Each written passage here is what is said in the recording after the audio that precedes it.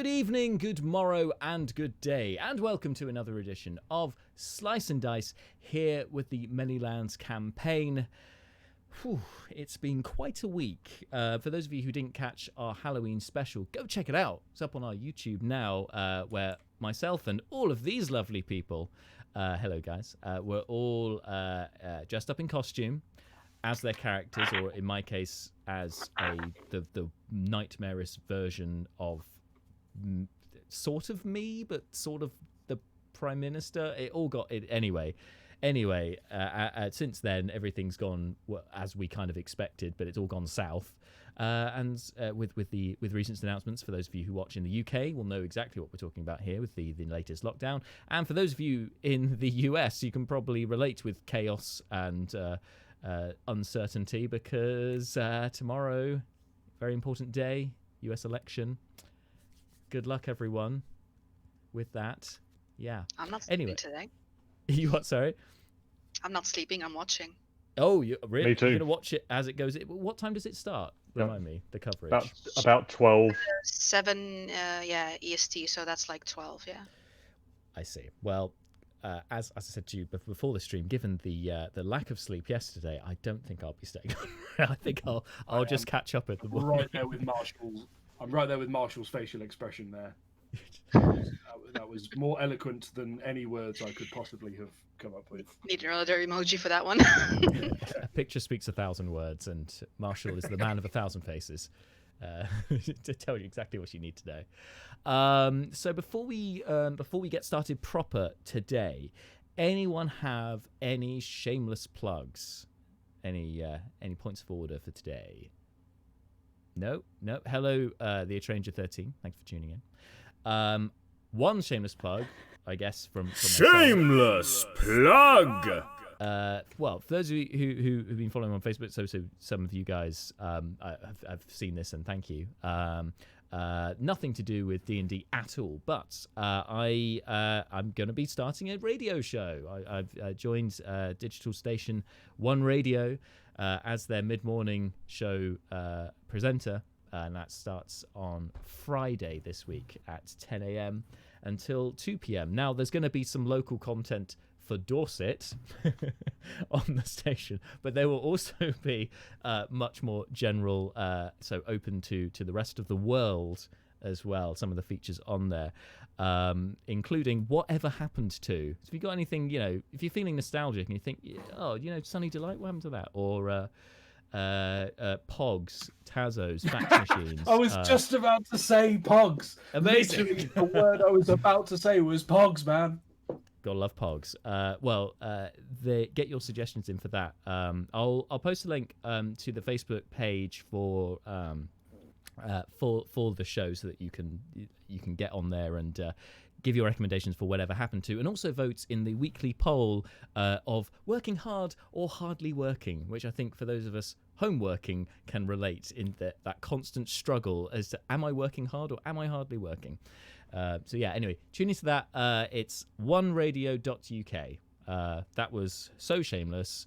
I'm gonna give myself a shameless plug. Second shameless plug sound, because that was incredibly shameless. But thank you guys for the big up on that and the support. It means a lot.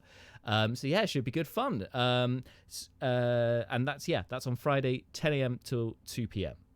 Come join us for that. Anyway, that out of the way, let's jump in, shall we, with tonight's session here on Slice and Dice.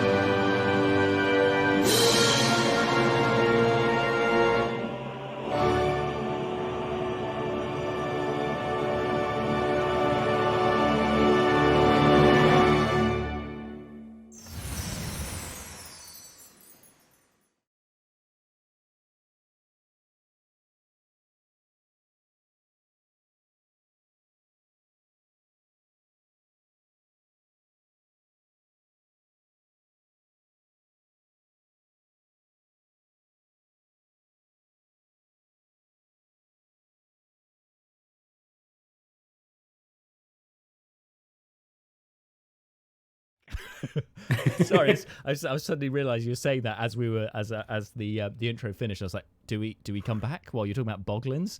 Is it? Yes. Anyway, Boglins. we're back. Boglins We are are back. Gotta love nostalgia. Anyway, folks.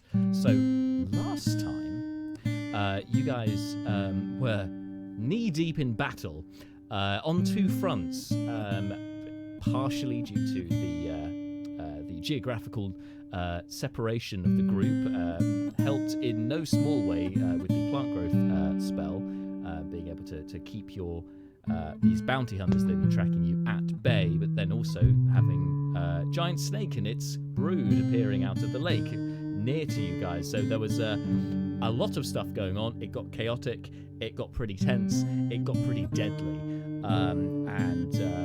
and for some it got very frustrating as well, with Neris being essentially hand soloed by this unique magic item, Cadence's graphite slate, which, yes, is kind of like Tensor's floating disc, or as James so eloquently put it in the Discord chat, Tensor's disc of bondage, or Tensor's bondage disc. It's not inaccurate a description, to be fair. Very good. Had then rendered her immobilized and out of the fight for at least a couple of rounds, which, whilst it hypothetically is 12 seconds, not a long time, that's like 2 hours in the game. But then poor Marta couldn't do anything, which really sucked. However, you eventually overcame those three and put them to the sword and to fire and to crossbow bolts. They made a grisly end, as befitting of bounty hunters, I guess. And that was also due in parts to what had happened on the other side of the map, where the giant lurking snake had got its clutches. It managed to constrict Fleeting Look. It knocked him unconscious through a series of attacks on him, along with some of its brood as well, then attacking Fleeting and Seth.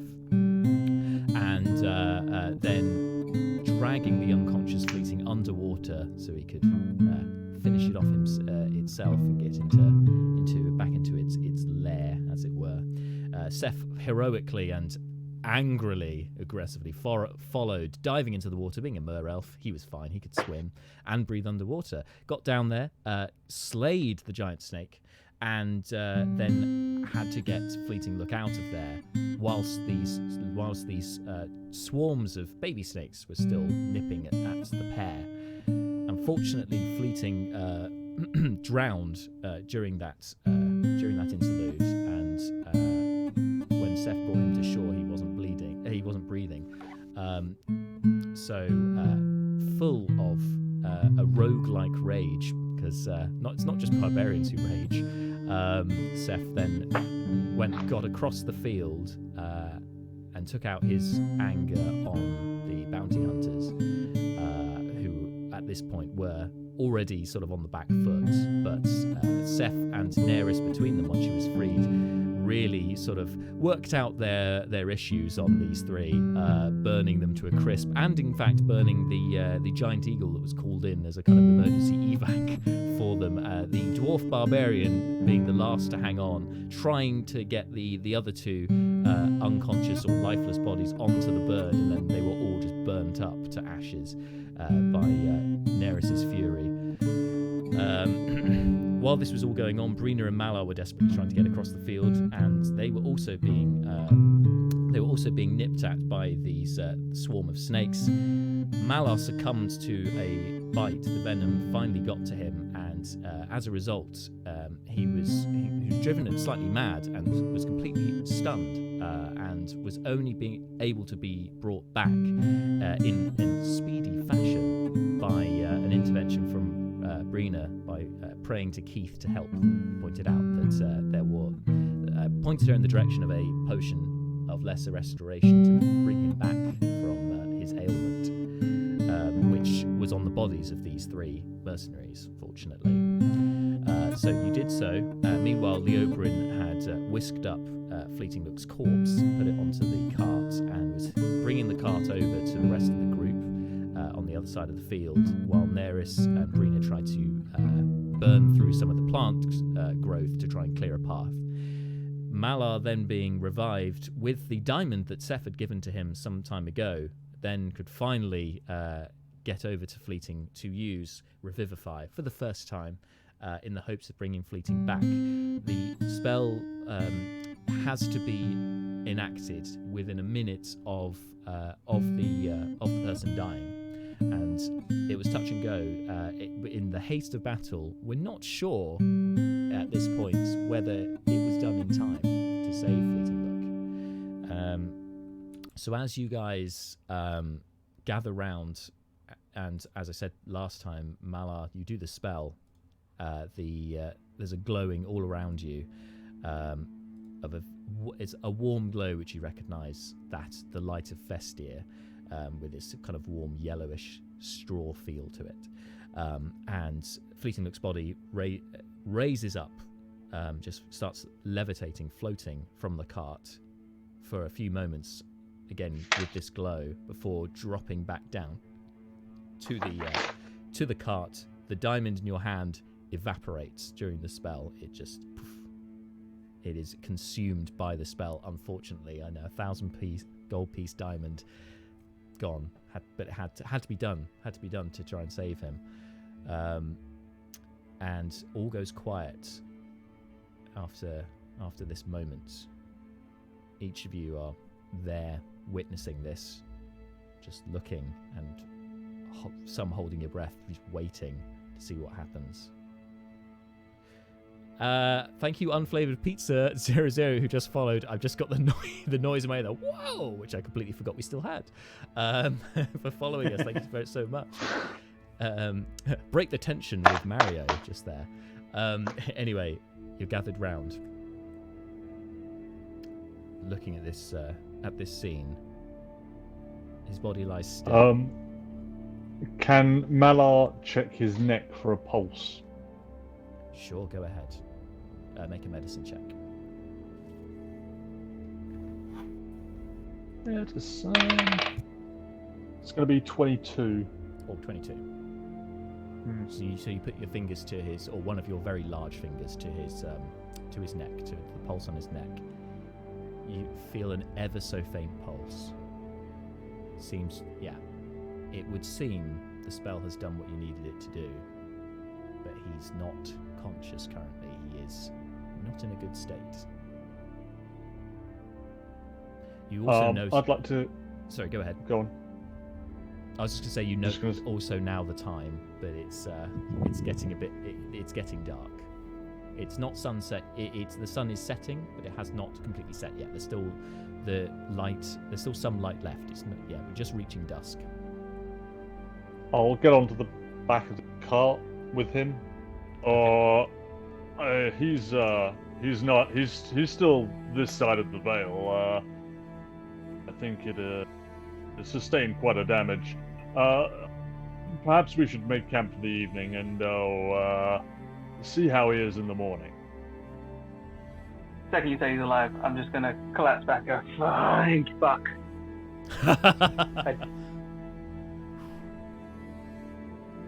I stay here for the evening. Yeah. Brucon looks at Fleeting and goes, "Oh wow, jolly good. Do we think he needs sort of water of life?" And pulls out a bottle of spirits, sort of waves it speculatively. No, I'd probably we'll probably maybe wait. Okay, I'll wait. It's not going anywhere.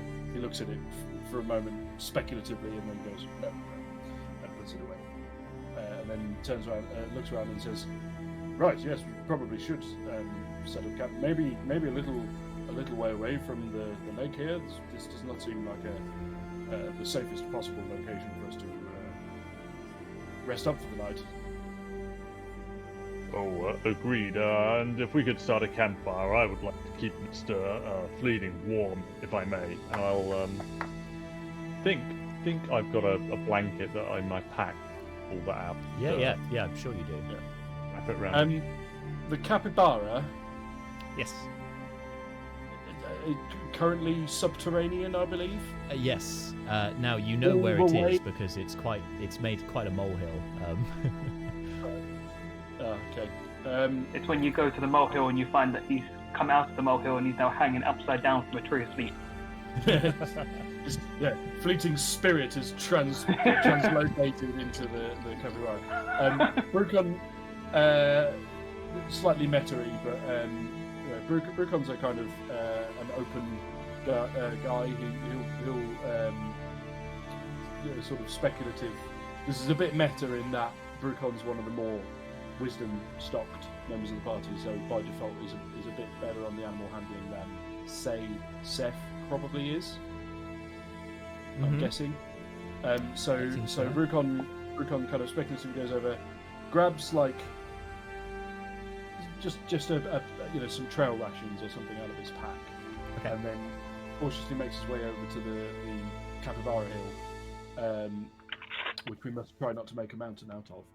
And yeah, sorry, it was low hanging fruit. I had no choice but to pluck it. Delicious fruit. He's going to try and sort of see if he can detect any trace of the capybara and maybe coax it out. Yeah. Sure. Make an animal handling check. Do you know how Very to much feed an animal you, handling you know? thing you're doing here. Yeah. Let's see if I can handle this capybara. Ooh, I can. 19. Well, maybe I can. Probably I can. 19. So you wave the rations around, trying to drum up some kind of scent on the breeze. And after a couple of moments, you see some of the earth part, and a very large nose pokes out with fur sort of mouth. It is revealed as well, and you hear.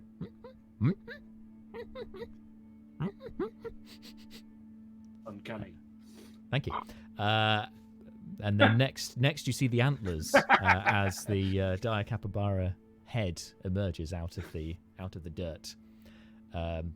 And if it wasn't for the fact that you're so close to this thing and you're very much aware of its size, it would appear, by all intents and purposes, other than the antlers, to be, for a moment you kind of catch yourself thinking that this is just a regular-sized capybara or a guinea pig, and then it comes out, you're like, Jesus Christ, this thing is huge. And yeah, it comes up to you tentatively, and then stops a polite distance from you. Okay. Brucon will produce some more trail rations of the type that he seems to like. I say he. We're assuming it's a he. Don't know. But while Brucon is up for trying many things and has had many wild experiences in his time, he has yet to try to sex a dire capybara, and isn't about to start doing it now. So we're gonna go with it. Brucon turns towards Seth's prostrate form and says, "Seth, I don't suppose you know what Fleeting Look happened to name this mount of his, do you?" He actually never told me. He doesn't talk too much, even when it's just us. Yes, that's fair. Okay. Well, I'm going to call him Friendo, or it Friendo. Hello there, Friendo. Would you like to come with us? I have more treats. And Brucon sort of gets a bag of capybara dreamy equivalents and rustles them. It looks at you for a moment, kind of cocks its head to one side and sniffs, and it can smell the rations that you're holding, but it then seems to, in a way that you wouldn't have anticipated. You wouldn't have anticipated a creature like this to have this kind of emotional range. That it kind of looks past you to the cart and sees the prone form inside, and then looks back at you. You can see a flicker of recognition in its eyes, and it starts sadly moving over towards the cart. As it goes by Brucon, he sort of puts a hand out and pats its flank and goes, "There, there," and goes, "Okay, well we've got Friendo here. Shall we? Let's make a move." No. I feel like no. Can we wait for No. 5 minutes? Seth, you can swim. You need to go get Fleeting's hat. I was actually going to go for the hammer as well. The Yes, hammer, it is- very good point. Yeah. It is in fact also hammer time. Yes, you're right. Do you mind Okay, if we well, stick we'll around wait for here. 5 minutes? Bother. If I go and retrieve stuff from the river, can you guys go and check the I want to say bodies, but I don't think they still class as them anymore after Neris' barbecue. Remains. The I think, is remains. probably more. And The, see if they've got. They had a very powerful magical item. I think Neris picked it up on the way back, but bounty hunters, they could have more. the smoky Grilled ribs visage and steaks. of Neris as she's standing there with her new, which some of you remember her buying it actually from Bits and Pieces. Her not ever smoking outfit, but her I think it's anyway her outfit of embers that's just giving off smoke and looks like it's constantly burning slightly. Just standing there. I checked the bodies. There's nothing left. I don't want to stay here. I'm gonna whisper to Leo outside of Neris' hearing range. Can you just double check? Maybe with detect magic or something. It's not that I don't trust her, but you're kind of just better at this stuff than her. Okay. I will detect magic. Okay. And I am going for a swim. Multiple Alright. swims, probably. Neris isn't interested in your further conversation. She says she's not going to stay here, and she immediately starts making moves towards her horse. She hasn't really introduced herself to Brina either, but that seems uncharacteristic for her to do that, I suppose. So, anyway. Yeah, Marina's too intimidated. She's not going to initiate a conversation. She's actually, now that things have settled for a moment, the weight of what just happened, she's never had someone die in front of her before, and have someone brutally murder and burn people to a crisp in front of her before.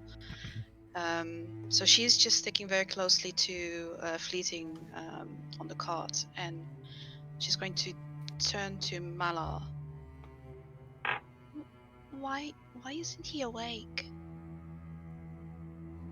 Or, not loud enough so that everybody. Oh, well, I guess I would suppose that sometimes the will of Declan is such that he does not let his charges go quite as freely as maybe Festil would. His body is still alive. He may be doing something for Declan himself. It's not unheard of for the gods to charge the dead with a deed. Or maybe, just maybe, it's as simple as Mr. Fleeting is sleeping. He does that sometimes. He's told me he was with him and that he was happy there. What if he didn't want to come back and we forced him? Oh, now, Miss, that's not the way that it works. A spirit will only return if it is willing. There are the magic you speak of. That is true necromancy, and that's not life exists itself. What I am able to do by the will of Fester is offer a pathway back, if one would see fit. If Mr. Fleeting did not want to be here, he wouldn't be. Okay. I think she's slightly comforted by that. She's going to kind of look towards Fleeting and kind of with a pensive look on her face, and then she'll cast light and go, like, is this too bright? Do you want me to dim it? Fleeting, do you hear me? No. I guess he's not ready. Not yet, but he will be, I'm sure. Okay. Let's go. Away now. I don't like this place. Well, hold on. We've got to wait for Seth. But some of us need to probably stay and wait for Seth. It's not a great idea to split up too much, but maybe you could go ahead. Although then there is Neris. Yes, Bruce, you're saying this to the rest of the group as Neris is behind you, moving further away on the horse, continuing on towards the mountains. Fortunately, the direction you guys are heading, but she's not moving swiftly, but just very slowly walking away on the horse. Trotting, perhaps. Yeah, quite. Brucon sort of like looks around and then kind of looks down and goes, I know, and pulls out another bottle of spirits and goes, this, I find, always helps enormously in situations like this, and takes a swig and then offers it to everyone else. Leobrin, with your detect magic, Yes. you recognise that Neris has picked up the slate straight away when she goes past you. That's the biggest bit of magic you get. Equally, she also has a couple of potions of healing on her, which I think was brought to some of your attention already during the combat, but you clarify that with your with detect magic. Aside from that, the weaponry and so on that remains, not emitting a magical aura. Okay. The the dead armour is- bods are just regular dead bods, not magical They're dead bods. well, they're ashes, really. Yeah, but it's and not there is like some- someone's got magical pantaloons that have not No, burnt it away. appears not this lot. They don't, it appears that they were a bit deficient in the old magic item department. Pantaloon is the word I demand is used much I was more. honestly hoping that Jack's sentence would with their sadly lacking in the pantaloon department, and that's a whole different version of that scene They've been that walking did not around play in my with head. just commando, the Just whole time. trouserless. These three bandits that approach us, hanging free. Three bandits in arseless chaps. Mm. Yeah, and you can see that the remains of it looked like some fine breastplate armor has been pretty much melted away by some pretty That's fair. intense burning. Yeah, that's fair. There's also Leobrin has attempted and realised didn't work. But speak with animals doesn't work on Fleeting's mount. Damn it! I can't check in and find out if it's a comedy name. Yep, that's a good It's point. not technically a beast. Not technically a beast because it's a fine steed. It's a different Yeah, kind of celestial, thing. fey, or yeah. fiend. Or a fey or a fiend, yeah. Gutting. But, Rats. I mean, capybaras. Chunky jackalope. actually, Leobrin, however, there is one thing you do notice with Detect Magic that you weren't expecting, and that is in the remains of the swarm of snakes, not too far away, the ones that have been harassing Malar, you get a faint magical aura from them as well. Okay, well, Seth is currently underwater, so Fleeting starts moving over to the magical glow around them snakes. Sure. Seth, so the hat is floating on the water, nice and easy to find, right in the middle of the lake. At this point, catch up to that. at this point, now that you're not in the middle of a heated battle, you can now kind of appreciate the really kind of briny, saline quality to this lake. It's not like swimming at sea or in fresh water. This is quite stagnant, I guess, from due to its positioning as a naturally formed lake. It doesn't have any clean water coming in at any point, so it's quite unpleasant. But you can swim through it fairly easily and retrace your steps. And yes, you do see the Fair's Storm ominously on the bottom of the lake, hammer first with the handle sticking up. Can I swim down and grab it? You can. Does it move? And we're like, is this You Meow, are meow. not worthy. Meow meow. meow meow? Is this meow meow? You can pick it up, yes, in the water. Yeah. Is the giant snake corpse still here? Yeah, it's there. Can I try and tie a rope around it? Yeah, you've got rope. I don't see why not. You can Brina spend some time mentioned she tying wanted rope the down corpse. around, that's fine. Brina mentioned she wanted the corpse, so I'll see if I can. The venom, but yeah. Yeah. But they're attached. So I'm going to try and wrap the rope around the snake and tie it off as securely as possible. Okay. And then you I'll can do swim so. back up with the hammer, the hat, and the end of rope. Sure. Yeah. I'll tell you what. I tell you what. Just for just in case, just make sure you're thorough here with your rope tying. Let's have a standard sleight of hand check, please. Cool. Oh, sleight of hand. Right. Yeah, I'll give you sleight of hand for this one. Yeah. Cool. 17 on the dice plus 8, 25. Oh yeah, it's a proper. Your sailing days come back to you. You're like, yes, gonna do a proper damn knot. This thing ain't budging. Yeah, you're positive that it's well tied, so that if you come to do any lifting with it, it should be fairly secure. Provided the rope doesn't snap, you'll be fine.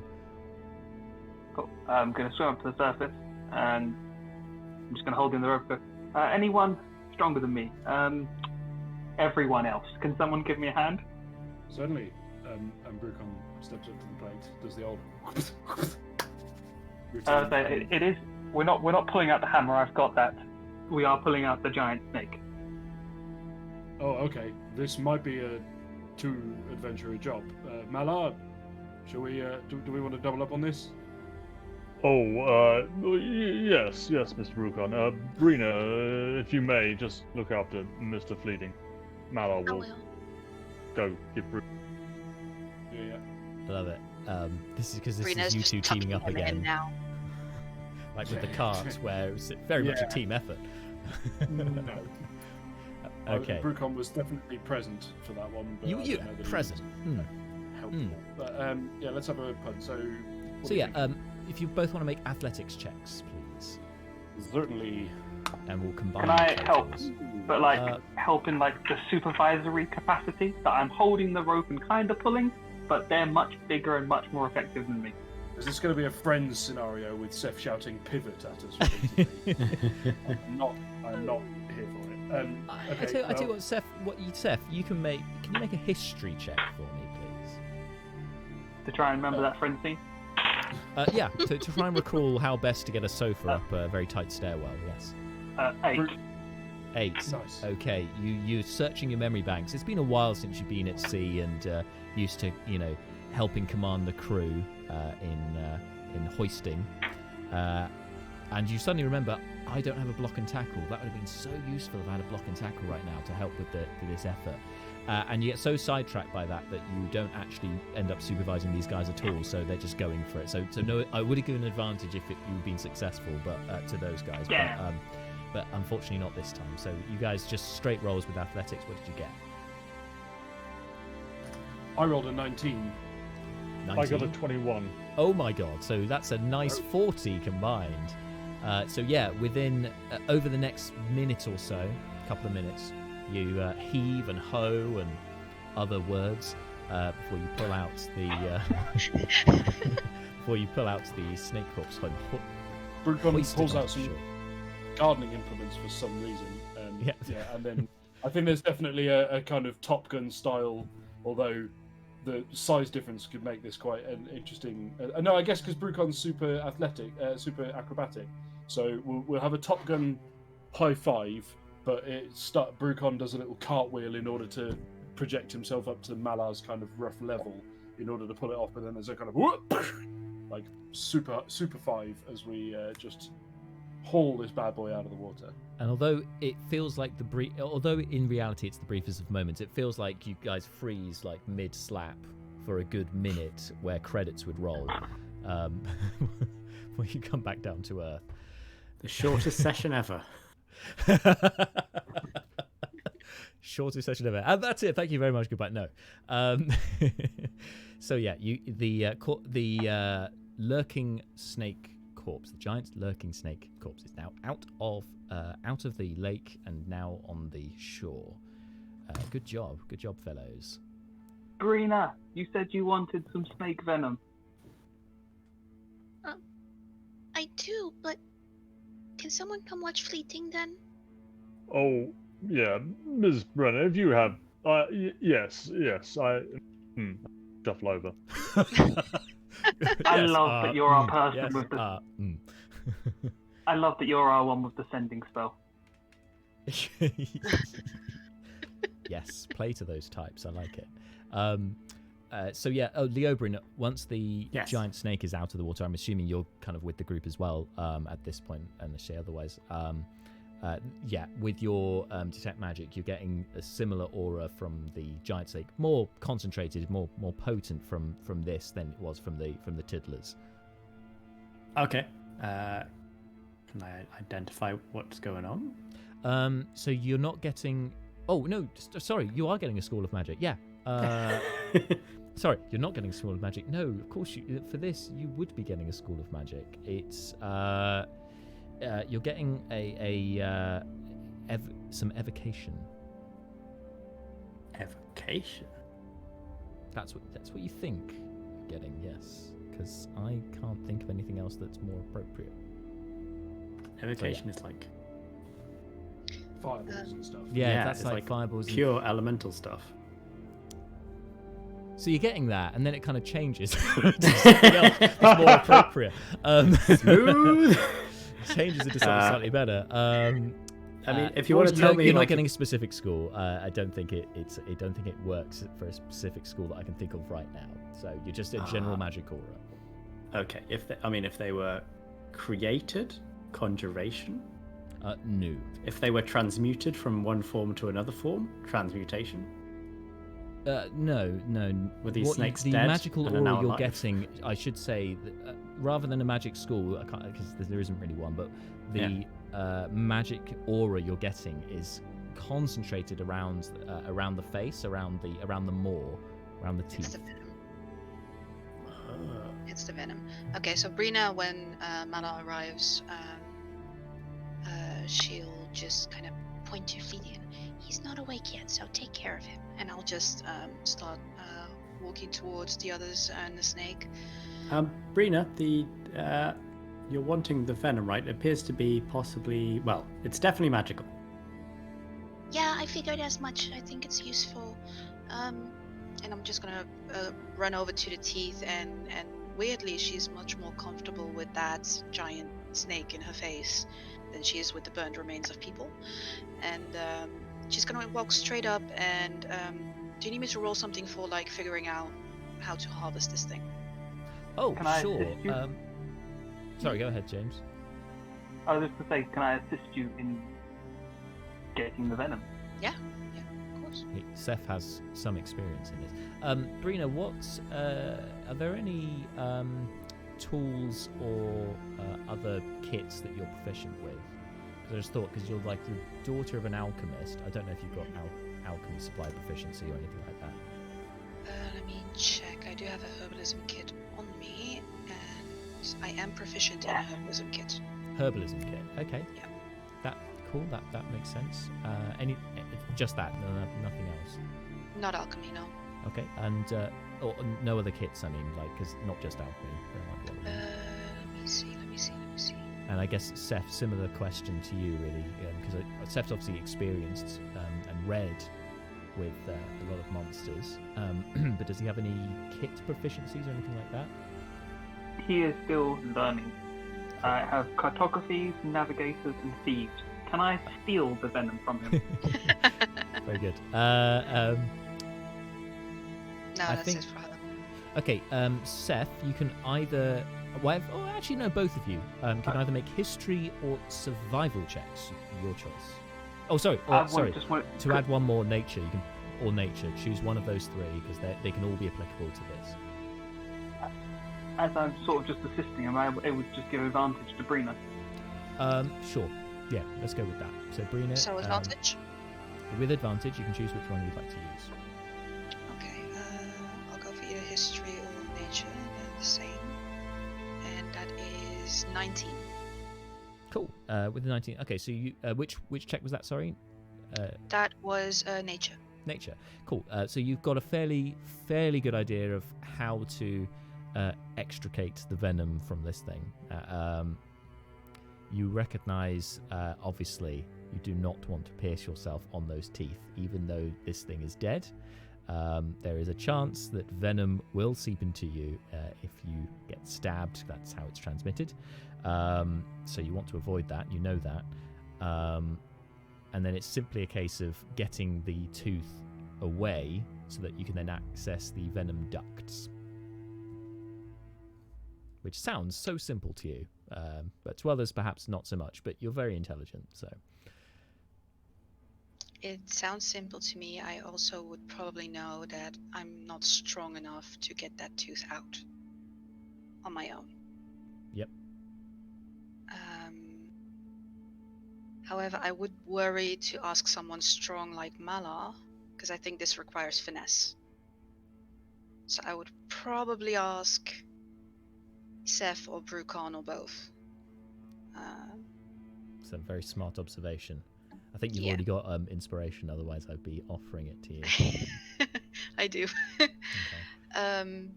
Well, Seth is nearby. Well, you all are, right? Because you just heaved it out. Yeah, they're all there, rough in the Yeah. area. Bart Apart from is Daenerys. busy.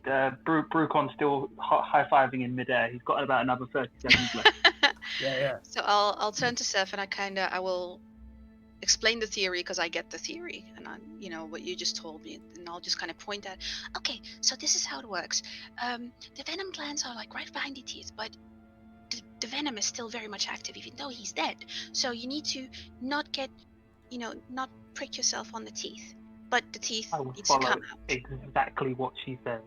I will not deviate. I do follow exactly what she says. Just And I would like stand smiling from this and nodding. angle, because then pulling out will be easier that way, and you'll have less resistance. And I'll kind of start pulling out some math equations and stuff like that, and like the physics of it all, and kind of my bookishness is coming out here. And you're seeing this enthusiasm that you probably haven't seen to this degree with Brina before on a subject. Like she's been talkative before, but it's not with this much enthusiasm and gusto and actual knowledge on these things. So Seth is engrossed. He's just entirely paying attention. He is like all super. So as Brina has identified how to remove this tooth, you can have advantage on your check to remove it. So so for this, I think it's going to be a survival check. Like I said, with advantage. Okay. Survival. A nice +0. Oof, advantage is going to pay dividends, I hope. Yep. So I've got 7 normal, and then with advantage I got 17. Nice. There you go. That is the pendulum swinging there. Advantage. The power Is of it- knowledge. Advantage is so much better than having a +1 or a +2, right? Or can be. Okay, so with a 17, yes, you can gradually, carefully with your dagger cut round the top of the tooth, right into the gum, and eventually, you just puncture enough holes, and then can eventually just kind of crowbar it out with a dagger. That kind of getting a bit of leverage to hoik it out. Words today. with a little bit of a crack, a tooth comes free, and you can now, a little bit of venom drips down. You can see the duct behind into presumably a venom gland. Okay. Now be very careful, and I'll pull out a few vials. Okay. And so you want to press that against it, like in this direction and in that way, so it all squirts inside. But don't get it on your fingers. You will lose that finger, I think. I don't know what it does. But I'm it's not going to be going good. to take out. I'm going to take out a second pair of gloves. Put them on as well, Very good. Yes. and try and fill the venom up into the vials. Cool. So take a vial. Make a dexterity check, please. Just a dex check. Just a dex check. Yeah. It's alright. The DC's not as high. 14. Yeah, 14's enough. So you're a little tentative at first, with two sets of gloves on. You're having to think a bit more because the feeling isn't quite there in your fingers as it would be, with bare skin. But you're okay. And yeah, you manage to get, you fill 2 vials of venom from that. 2 little vials of venom. Can I take what is it? Sorry, is it gone? I'll remember words in a moment. It's okay. It's okay. It's been a the long venom week. No, I was going to ask, can I take some that small vial out of my assassin's belt and fill one up? But then I realised it's probably all gone, which is why I filled up two ordinary vials. Yeah, I mean, you could decant if you chose to. I suppose it might be a little. I mean, if you really want to do it, we can retroact it so that you fill up 2 little ones.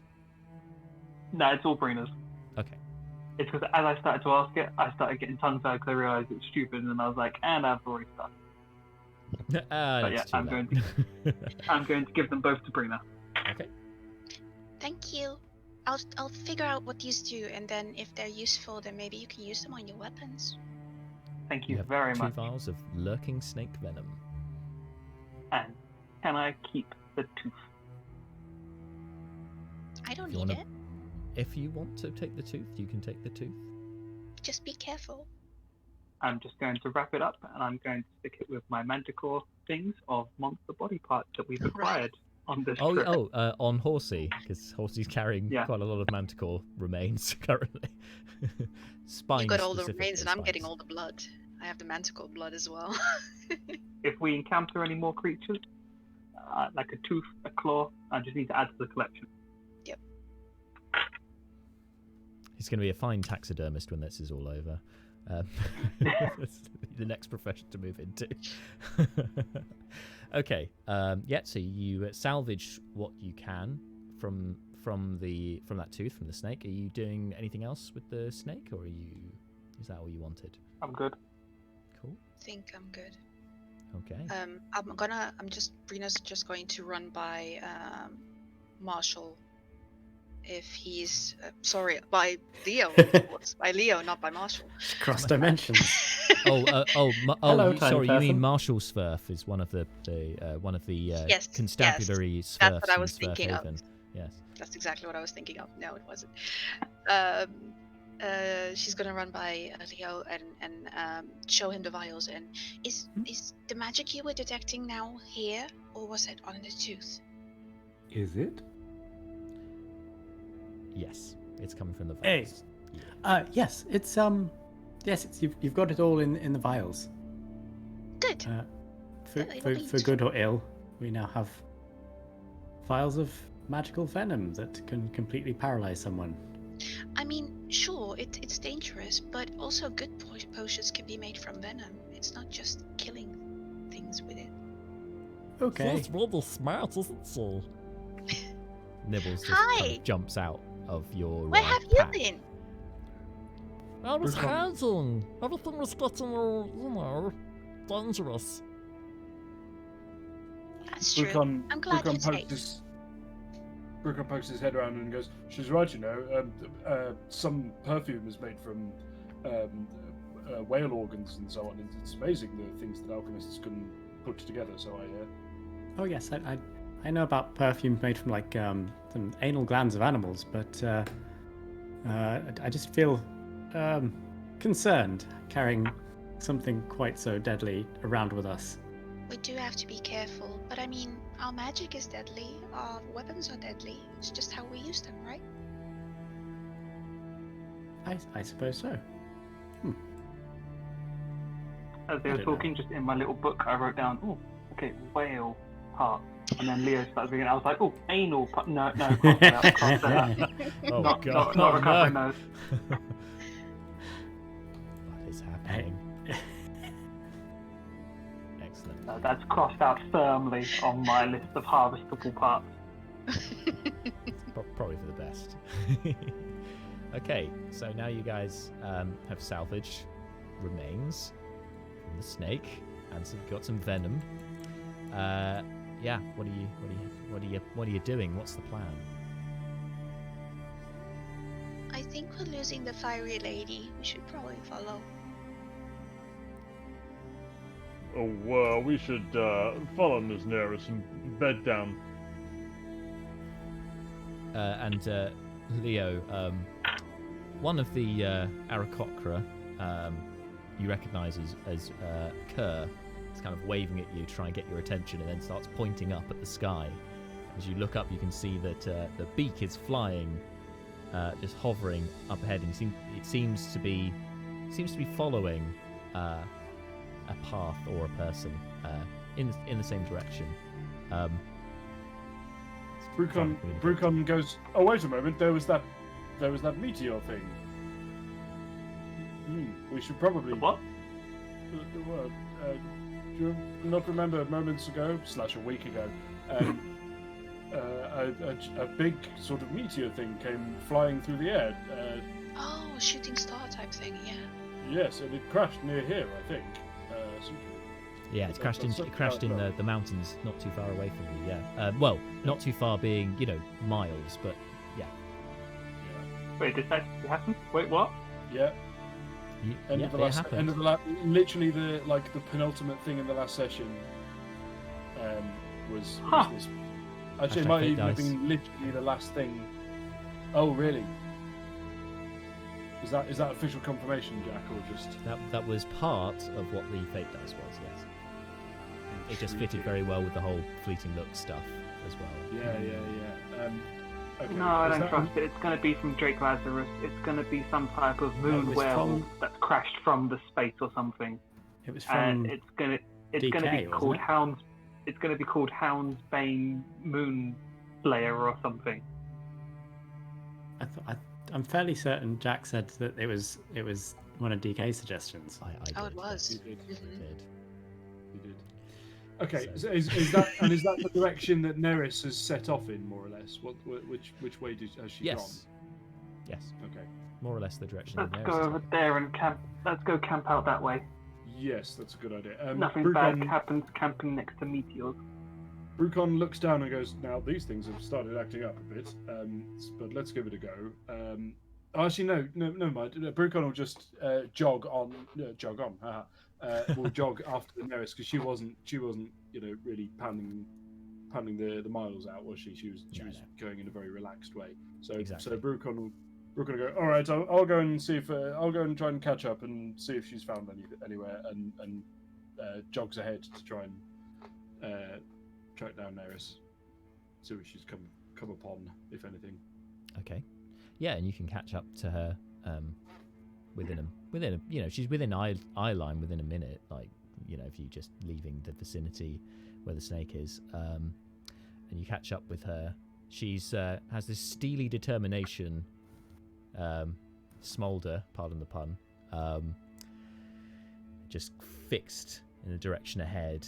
She doesn't even acknowledge you're next to her. She clearly is aware of your presence, but she's not even turning to look at you.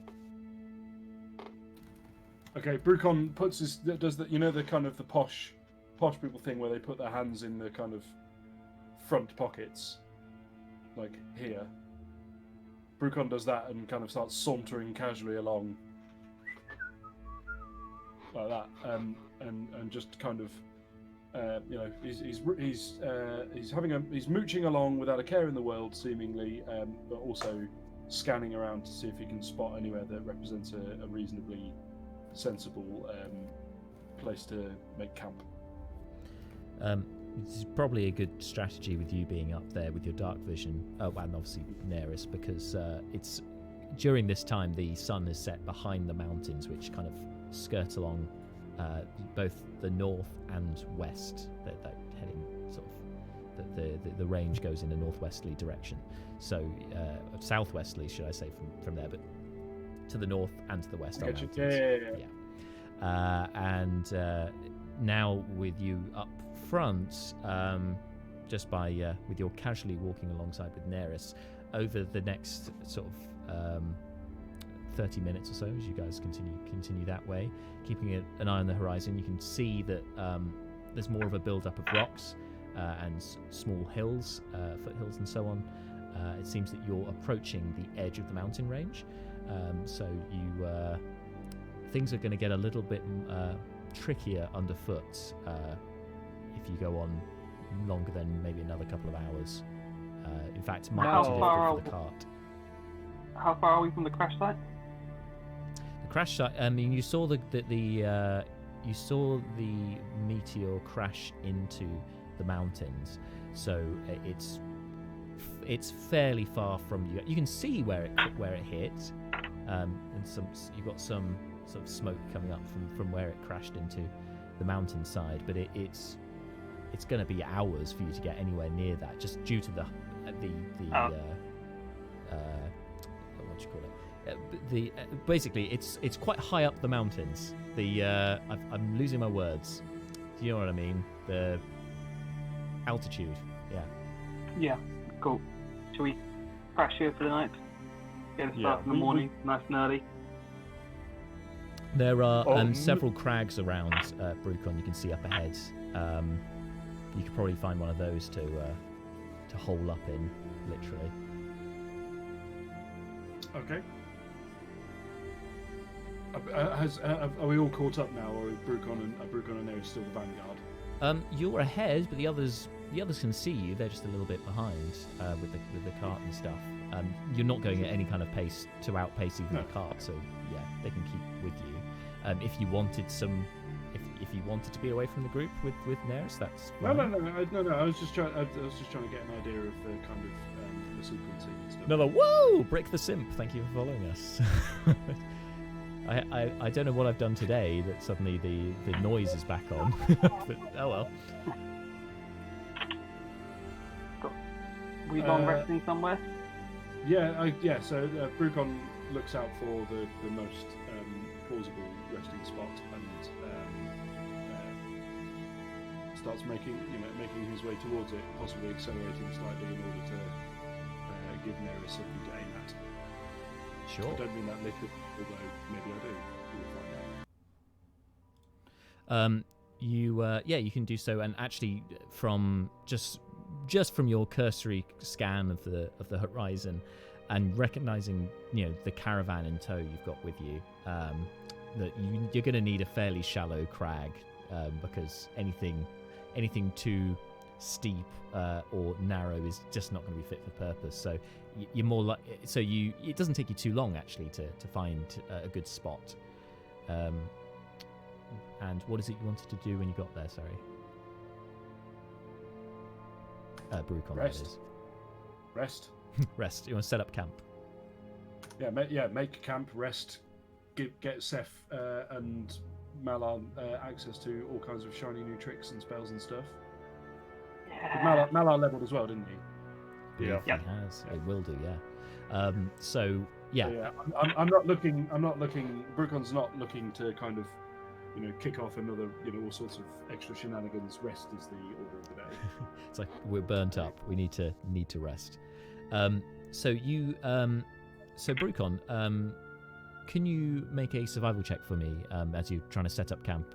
Primarily, I think there was talk of getting a fire going. You need to kind of get some kindling or something together, and it's obviously been raining today, so it could be not as simple and straightforward as it needs to be.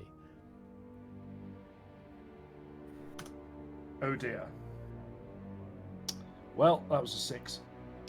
Okay, so in this area, I mean, it's fairly sparse of trees. There's the odd tree, but due to the rain today, it's still pretty damp. It's quite hard to get a fire going from those. You do recover some moss, which you reckon you can dry out that moss in some, but it will be some time to do so. And Neris seems to have no patience for it and just starts setting a blaze to bits on the ground instead. Oh, so smoky. Yeah. I actually, does she have create bonfire? I don't think she does she? I think she's got control flames. But anyway, she basically throws down, like, she's got some. She brought with her some extra bits of wood because she wanted to do some more carpentry practice, like fletching. But she just chucks it down and just sets fire to it without a word. And just unrolls her bedroll and starts getting ready. Brina will set her alarm spell again. Okay. Sounds like a good idea. I thought you were going to say alarm clock there. I completely forgot. No, I completely forgot that you actually did have a spell for that, and it's kind of just going to produce like a wind of it. When she's in a bad mood, Yeah, that's not 7 going to hours, end well. 59 That's not minutes. going to end well, she's by like, the way. no long rest. Anyone else doing anything to prepare? Describe to us how you know what you're setting up to for the evening, how you want to distribute yourselves and whatnot. Hammock, if at Bedroll, all out, possible. in, bedroll. You, Brucon, 8 hours. as a dwarf, and being with your stone cunning, you can find a couple of good outcroppings of rock to tie up your hammock. Nice. Mala, will you Oh. help me set up fleeting? Well, Malar actually has fleeting in his arms. He's like, of course, Mrs. Brenner, yes, and we'll put him down. Blanket close to the fire, but not too close. Keep his head elevated. Just make sure he's breathing okay. I'll also raid his pack for a blanket or something, such that Malar can sleep tonight. Ah, yes, good. Yeah. So yeah, put him up near to the fire, keep him warm. That's a good call. I'll spend an hour just looking over him. Okay. Once you he's can make a down, medicine just- check with that time if you like. Sure. 21. So you monitor him throughout the hour. His condition doesn't seem to change, but he doesn't worsen. If anything, you think that perhaps his pulse has got a wafer thin stronger than it was before. But could just be your hopeful, optimistic nature. As for the rest of you, you set up your sleeping arrangements for the evening and bed down. Is anyone taking a watch, or are you just, because you've got the alarm spell up, of course, but that only covers a 20-foot area, so you wouldn't be able to, Yep, and you wouldn't also acknowledge the further on. Mold earth some windbreaks for the area, and I guess also like just shelters for the view, so we're less visible. That's a really good Because if call. people look across the landscape and it's just earth, and then we're in a dip, they're not going to see us. Yeah, that's Nice. really good thinking.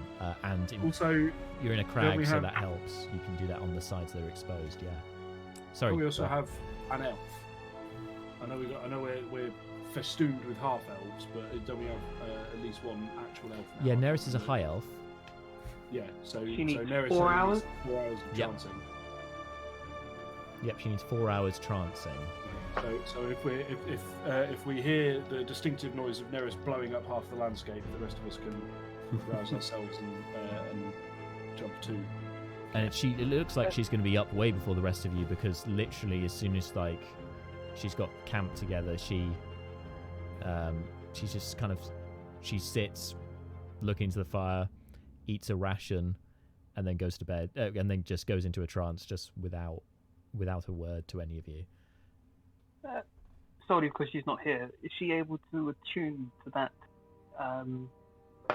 Yeah, she can do. Sensitive I guess what we'll do is, we'll say for the purposes of this that after she's done her trancing, then she'll spend an hour attuning, because the rest of you will be asleep anyway. So she Sure. might as well do it then. She'd be pissed if she came back and we just forgot to do it for her. Yeah, that's very true. That's very true. So that's her plan anyway. That's what she's going to do. Oh, good lord! Neris, she knows that we weren't going to do it. She's like, what? I want to attune first. That's Brina's alarm spell. My alarm surely. spell, yeah, that's what I thought. What is that? Whoa. Okay. So if the rest of you are happy, then you've made yourselves fairly invisible with that. After the Oberyn spending a good sort of 15-20 minutes preparing, molding the earth in the area around camp. It's a very good strategy. Successful long rest. So you guys bed down for the night, and some of you're so knackered from the day's events that rest comes easy to you, and for others, not so much. Your feelings of anxiety and concern, I guess, for your fallen friend. But equally, I think for Brina, there's some doubts in your mind with the group that you're with, as you've said, given not only seeing the brutal nature of what happened to your friend, but also how brutal some of these people you're now spending the night with are. How cold, in fact, they murdered essentially these fellows. Yes, they were enemies. Sure, you get that. They weren't on your side. They were fighting you, but yeah, them being struck down and burnt to a crisp after they had surrendered was a bit, that was a bit troubling for you. Brina would definitely believe that those deaths were unnecessary. And up until this point, they had only come across monsters.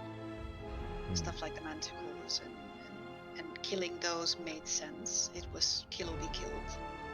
But these came to negotiate, they came to talk, and killing them. I mean, to be fair, they came to kidnap one of us. That's fair, also true, yeah, but that doesn't make killing okay in her mind. I'm not trying to. No, I know. Yeah. And I think if not for the fact that Fleeting had died, that would have been a very different. Oh. She would have taken completely unrelated reasons, but yes. She would have taken a very different course. That a very different reaction to what happened there. She might not have stuck around. But there are definitely questions there. Losing Fleeting and Fleeting, knowing that Fleeting is one of Keith's for her, and that he told her to basically stick to him. Okay, he's not okay. He's barely alive, and she needs to make sure he is okay before even deciding on the rest. So she's leaving it for now, but she's troubled for sure. She'll have her wand out for a while before she goes to sleep and just look at it. And Keith, why is one of your guys, one of your friends with these people? I'm not sure, but I don't think all of them are bad. So I'm sure you have your reasons. We'll figure it out, right? After a moment, you see a face appear in the fire, and you recognise it. It's the ethereal outline of Keith's face. Yeah, you'll figure it out. I mean, nobody's, or at least no people, are truly 100% evil, or at least even if they are, they don't think they are. Everyone's just got things going on. Nobody's born evil necessarily, but it's just opinion, really, isn't it?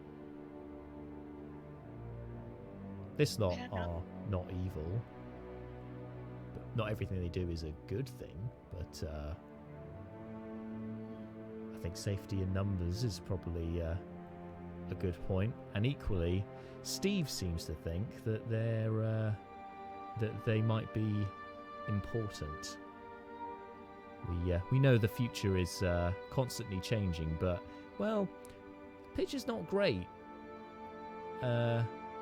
Anyway, Steve and some of the others, the gods that is, seem to think that this lot might be able to shift the paradigms a little bit. Might be able to, alter the course of the future. In a good or a bad way. We're hoping in a good way. Yeah. You never mentioned you're a god. Huh? Well, do you think I was a ghost or something? Just appearing. I mean, I can make magic appear, or make fire appear in my hands. Maybe that was just a trick you could do. I don't know. Well, maybe I am just a trickster. Maybe none of this is real. But if I'm supposedly, the god of truth, as they say, then I guess you have to take me at my word. No, I believe you. You just never told me. No, it's true. I just it never came up in conversation. Just we've all got our things. Pray and worship and stuff. What? Sorry. Do you want me to like pray and worship and stuff? No, don't be silly. That's Good. look. Some of them really get off on that. That's not really my thing, to be honest. Like, you know, I mean, I've approached you. We just leave it at that. You know, that we don't need I any like fuss. you, but you know. Well, great. thanks. But yeah. You helped, I guess. As of actually, I think I said it to Fleeting actually. Oh, he's fine, by the way.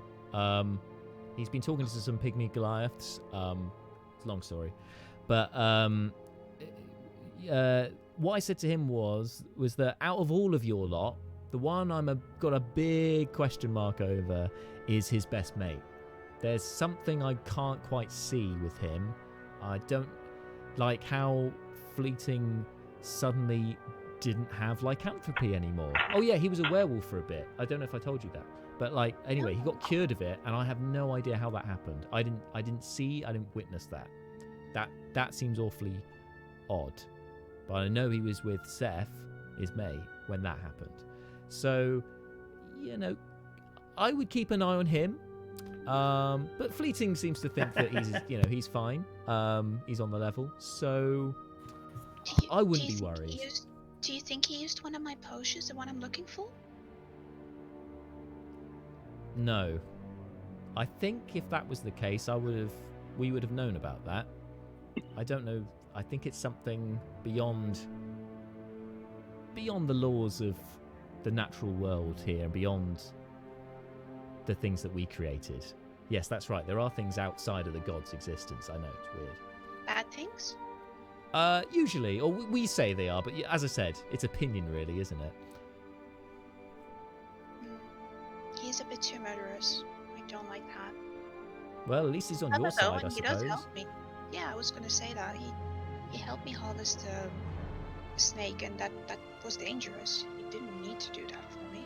Well, if it's any consolation, right, Steve told me that he did a little test for this lot to see if they were ready for what was to come, right? And if it's any consolation, out of all of them, right, who would you thought would have survived that encounter, right? Who do you reckon? Who do you reckon would be most likely to make it out of that in one piece? Bukan. Yeah, you're right. Cool. Well, no, you're not right. He had a bit of a moment. I think he was pretty done actually. So was Seth. Seth went. Unsurprisingly, the guy in the rough was. He's got his usefulness, sure, but in a straight up fight with a giant, he was not in the best of places. No, it was the old priestly boy there and Fleeting. They were the two who seemed to be faring the best in that little skirmish. They're the ones I like most anyway, so that's good. Oh, They I seem thought you had a bit of a crush on the dwarf, did you not? That was weird. I don't know what that was. Oh yeah. Yeah. He is cool. I'm not saying he's not. But... I'm just saying blame Grisette, okay? Goddess of the Wild. Not my call. Not my call that. But she thought it'd be fun, so. I mean, it was fun until he told me he didn't love me back, and that wasn't so fun. But then he gave me booze. That was great. Well, it sounds like you've been on a bit of a roller coaster, not gonna lie, but it's all part of it's all part of being alive. You get to have a range of emotions and experiences. It's great, isn't it? And it's finite. One day you're gonna die, unfortunately. But what it means is because life is short, it means that you humans have and humanoid races have this you have this intensity because you look like this fire I'm in right now. The fires that burn brightest burn for the shortest amount of time generally, and we kind of feel like that with you guys. That Matt Malar's a bit of a slow burner, but then he's going to be around a long time. You could say the same with yourself. Gnomes live for a long time. The dwarf is going to live for a while, but then those two half-elves with you, not here very long. Fleeting look, not here that long. Why do you think he's not my only person I've invested time into? you know. How long do you live? Well, we're kind of beyond the time thing, so we're not really. It's complicated. I don't think you could comprehend completely at the moment. Let's just keep it. Let's just say it's irrelevant for me. Okay, if you say so, I'm okay with that. I'll be around for a while. Don't you worry. So, Malo and Fleeting passed the test and they're good guys, and I need to be careful of Seth. That's about it. Pretty much. I mean, I think all of them have got their baggage. You know, everyone gets things over time. You're in the world long enough, and establish. You know, you build up a bit of a trail behind you. You cast a longer shadow. You know. Mm-hmm. Seth is That's there like, all right. I resemble that remark. Do they hear me speak at this point? Do they hear this conversation in the camp? Please tell us, it's just in front of all of us. Because Well, I'm sitting by the fire in the camp. well, some of you would be asleep, but it's up to. I mean, I think Mal's quite a heavy sleeper, if I remember rightly, so he probably wouldn't be aware unless you say otherwise. It's up to you guys really if you think that you'd be awake or asleep during this. I'd like to wake up. I mean, what I'll say is that at some point during this little sort of monologue, off in the near distance, Malar probably passes wind. He's out like a light. It'll probably be Malar. just as Keith says. Oh, you know, like Malar, he's long. You know, he's going to be around for a while, and then just. Yeah. At this point, then, you, Brina, you realise you've been talking to Keith quite loudly for quite some time, and Seth, you awaken at this time, just hearing Brina. It sounds like she's talking to somebody. I'd like to remain not moving. Okay. Make a stealth check, Seth. I think that's fair. It's being rogues. Stealth 22. Okay. I think that's going to beat Brina's passive, so you're fairly concealed. But yeah, anyway, Brina, Yes. go ahead. Carry on the conversation. What did we say last? So yeah, I was summarizing that. Okay, so I need to be careful of Seth and. Unfortunately, Seth, you won't be able to hear anything that Keith says because it's only Brina who can see him currently and hear. That's fine. I'll just make a note of everything Brina said. Yeah, that's fair enough. Yeah, I mean, I'm sure he's fine. Just there's a question mark there, and What about Fire Lady? She's scary. she is now. What you gotta understand, right, is that so. I don't know if I should be the one to tell you this, really, but basically, she has not had a good life. To summarize, she's had some issues with. I mean, she fled her home. She was forced to leave by her adoptive parents. Doesn't really know much about her actual parents, but her adoptive parents. She had to leave, being chased by those red mage guys. Oh, I don't know if you know who they are, but anyway, bad people. And she went over to stay with her uncle and her aunt, and then her aunt got kidnapped, and then she got kidnapped, and then she got brainwashed into accidentally killing her aunt, which is pretty brutal. And then she's gone and obviously had to do the funeral, all that stuff. And then her uncle got beaten up by those three guys, who then came to find you lot. And she's just, and you know what? She's pretty. I mean, she's an elf, so it's hard to. So I know it's hard to tell for non-elves, but she's very young, and she's got a lot to deal with at such a young age. No, if those were people that hurt her family, I understand a bit more why she did that. Equally, we're a little bit concerned about her as well. I say we. It's mostly me and Agraful. Agraful's been He's been umming and ahhing and all holier than thou. Oh, this is right and this is wrong, and he's very black and white. Yeah, I don't. Just don't worry about him. But like she's yeah, I think she'll be fine. But like she could go the other way. With the bad folk, possibly. I suppose any of you could, but I think that it's more likely with her something bad's going to happen. And what's his face? Oh yeah, she died as well at one point. She died, and then they had to bring her back. And I don't quite know how they did that, because I wasn't anything to do with that, and Declan wasn't anything to do with that, and Festia wasn't anything to do with that. So I don't really know how that happened, but anyway.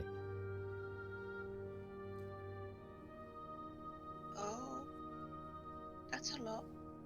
Yeah, sorry, I know that's a bit of an information overload. You know what? I probably should have spaced that out over multiple evenings. That probably would have been easier to digest, really. Yeah, Keith, I don't really know what you want me to do with that. Do what you like, really.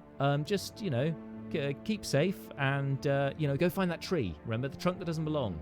That's important. But these guys are going in the same direction, so you stick with them for now, and everything should be cushy. That's basically the plan, yeah. Okay. I'll just stick around with them, but be careful of Seth and Fire Lady. Okay. Yeah, just I can do that. Be careful of Water Boy and Fire Lady. That seems appropriate, yeah. Okay. Shark Boy and Lava Girl. Yes. Fucking yes. Basically is, isn't it? Outstanding. That was fantastic. Yeah, that was too good. Kudos. Again, I think you've got inspiration, so. Yeah. Yeah. Because I think I gave you all inspiration after the Halloween episode. So that's anyway. Good stuff. Good hustle. You'll get an advantage at some point. I'll give you an advantage at some point. Okay. With that out the way, Keith goes. Anyway, yeah. All the best. Bye. And then just disappears. Bye. I'll just look around. Is anyone awake? Visibly awake? Anyone else visibly awake? We know Seth is, but he's stealthing, so she doesn't know that. Brucon, Leobrin, you're still asleep? Yeah? Oh yeah, spark out, mate. Yeah, unless anyone wakes me up for a shift. Cool. Yeah, I'll be sleeping. Seems everyone's asleep, Brina. I'm going to kind of shuffle next to Fleeting and kind of make my bed next to, very close to him. Night, Fleeting. And go to sleep. So, Seth, you definitely hear that. My best friend. She's moving in on my best friend. It's on my list of what she said during this night. Okay. All right. So you then settle down eventually, Brina, to sleep, to meet everyone else in the land of Nod. Seth, are you staying awake or are you going back to sleep? No, I'm asleep. Cool. I've just got woken up. Yeah. Cool. So, overnight, Leobrin, as you're sleeping, you have an interesting dream. You, as you sleep, the world materializes around you, and you recognize the trees, the plants, the luminous deer wandering around. Everything's very bright here, and you're aware that you're dreaming of being in the Feywild again, back in the wilds outside the Spring Court. And you can Oh dear. you feel yourself you have this burning desire. You're going to meet somebody. You're going to meet somebody you care about. Somebody who's important to you, for sure. And in a clearing beyond some trees, you see the lady around there waiting for you, her back to you. You recognise her cascading hair and a floral dress. But when she turns around to face you, the face is not hers. The face is that of the old lady with the moleskin moccasins that you guys had a bit of a situation with. The one that you gave the crystal ball to. Turns to you. Ah! The first test! Yes! I'm afraid, though you found the pearl, you also let my pixies go, and that was not part of the deal. So...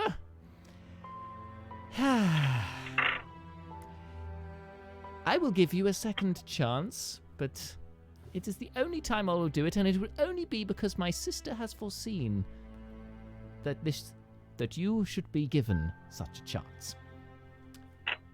Okay, but if it's like letting people stay trapped in cages, I'm probably going to fail again. But I need them. We will get. It doesn't matter. We'll get more of them. We need them, but we'll get more of them. That's fine. Do you not know that pixies are a source of magic? Yes, but also let's just put a pin in that and come back to it later, maybe. What exactly is my second/replacement task? Hold still. Holds up a hand. Can you make an Arcana check, please? Sure. Alrighty. I'm gonna spend that inspiration. Yes! Gonna roll a different die. Gonna be sad I wasted that inspiration. Yeah, I was gonna say, new rolls. 11 rather than the 10 I had previously. It's an improvement of 1, but it's an improvement nonetheless. Okay, so you feel an effect coming over you, and suddenly you feel very numb. The emotion you were feeling before, the burning passion you had to go and see Lady Aranth, has gone. There's no feeling left there at all. So, what I need you to do, well, to get what you desire most, your powers back, I need you to find my other sister.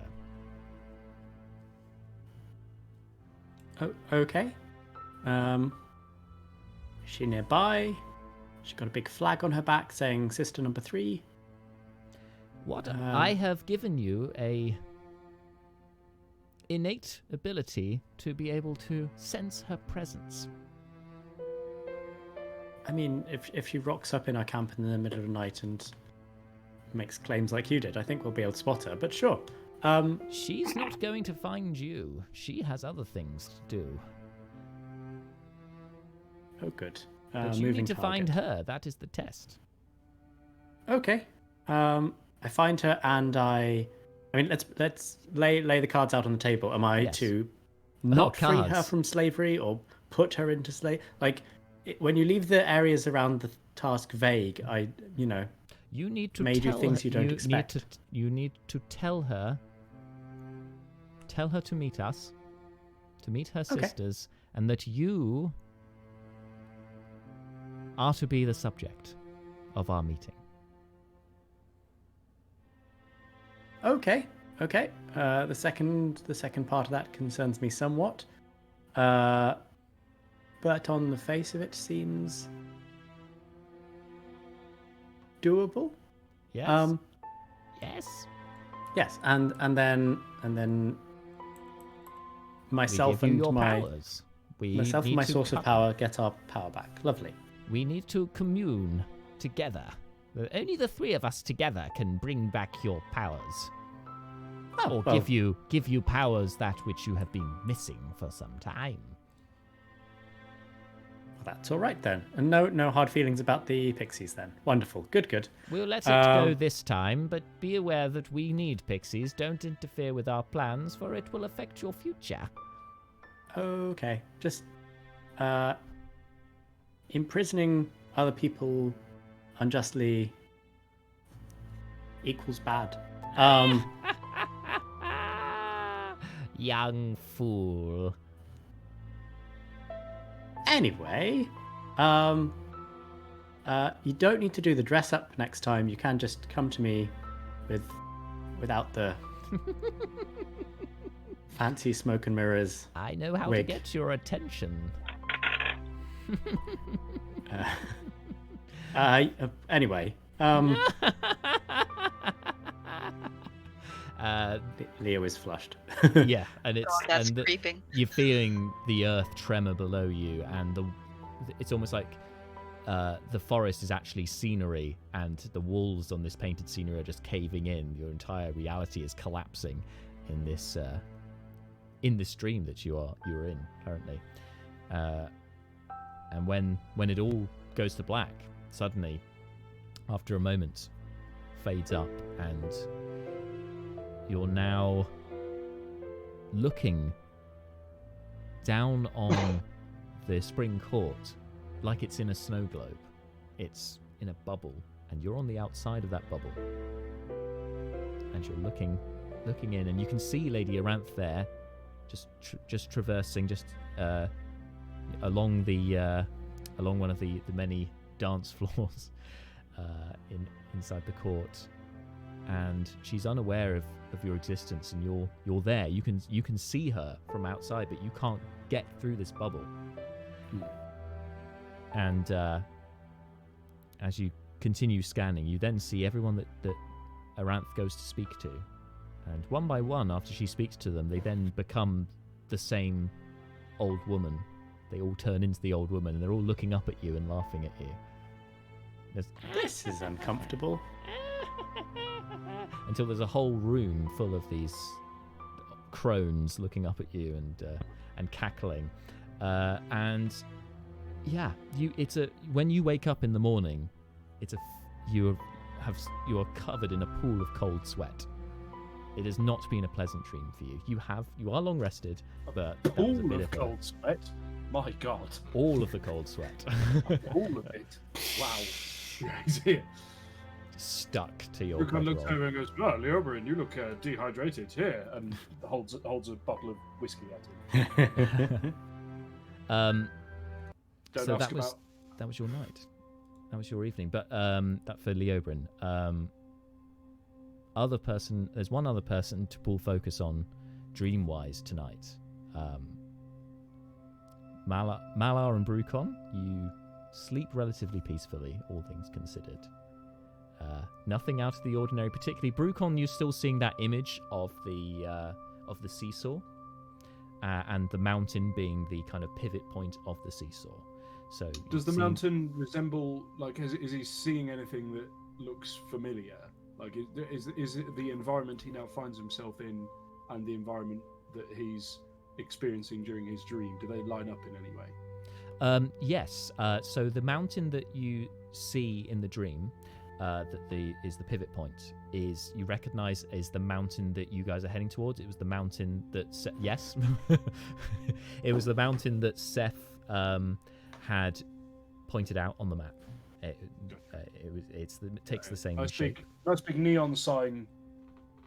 Exactly. The one thing that is slightly disconcerting this time is that, so though you can't see it in the dream, the side of the mountain where the meteor crashed is where the seesaw is currently tipping the scales towards. Seems to be that it's off in that direction. That's a little bit disconcerting, but the rest of it is relatively tranquil, your dream for the evening. That is not the case, however, for Seth. So. Oh, such a restful night when nothing happens and I'm awake with everyone. I mean, you think after killing so many people that you'd just be able to sleep soundly wherever you go, but just so used to it. But unfortunately, that is not the case so much. So, your dreams are haunted by what happened with Fleeting Look, your best friend, by your own admission. You start underwater. You're in the lake with Fleeting. The giant snake corpse is there. You've just slain it. Fleeting's there, drowning, unconscious. You're trying to pull him up and he's not moving. And more small snakes are starting to appear from underneath his clothes and armor and starting to kind of envelop around him. And then you hear above you, and you look up and you can see a single dog, dead dog, floating down in the water. And then another dead hound floating, and another 4 or 5 dead dogs, which you recognize are ones you actually slew yourself. The basilisk corpse falls in there as well into this lake, and suddenly the lake is a lot bigger than you thought it was. You're seeing the bodies of humans that you have slain, and other humanoid races that you have killed in your adventures. All of their bodies, one by one, falling into the lake and cascading down into the water. And you hear a familiar voice in your head. Yes, Seth. Yes, my champion. This is but the beginning of our adventure. Yes, you have done well. And other encouraging words like that, as more bodies start cascading into the water. And after a few moments, you suddenly feel the water is heating up. It's boiling. Can you make a wisdom saving throw, please? Yeah. Oh. Roll 17 on the dice. Let me just find my wisdom, sorry. That's 0, so it's 17. 17. You feel for a moment your grasp on reality is unraveling in front of you, but you manage to keep your composure during this time. You don't give in to the psychosis of all of these just dead bodies, and but the heat is intense, and it feels like the whole lake is boiling. And you turn back to Fleeting, you know, instantly thinking, I need to save him still. And suddenly, when you turn back to him, it's not Fleeting anymore. Now it's a humanoid, but in full black plate armor, head to toe. And as you look into the visor, you can see these red glowing eyes on the other side. Water, and it seems like a blue orb. So the eyes are like blue orbs, but suddenly flames are billowing off of them as they stare intensely at you, and you just hear a voice in your head saying, "Stop! Stop!" And you wake up.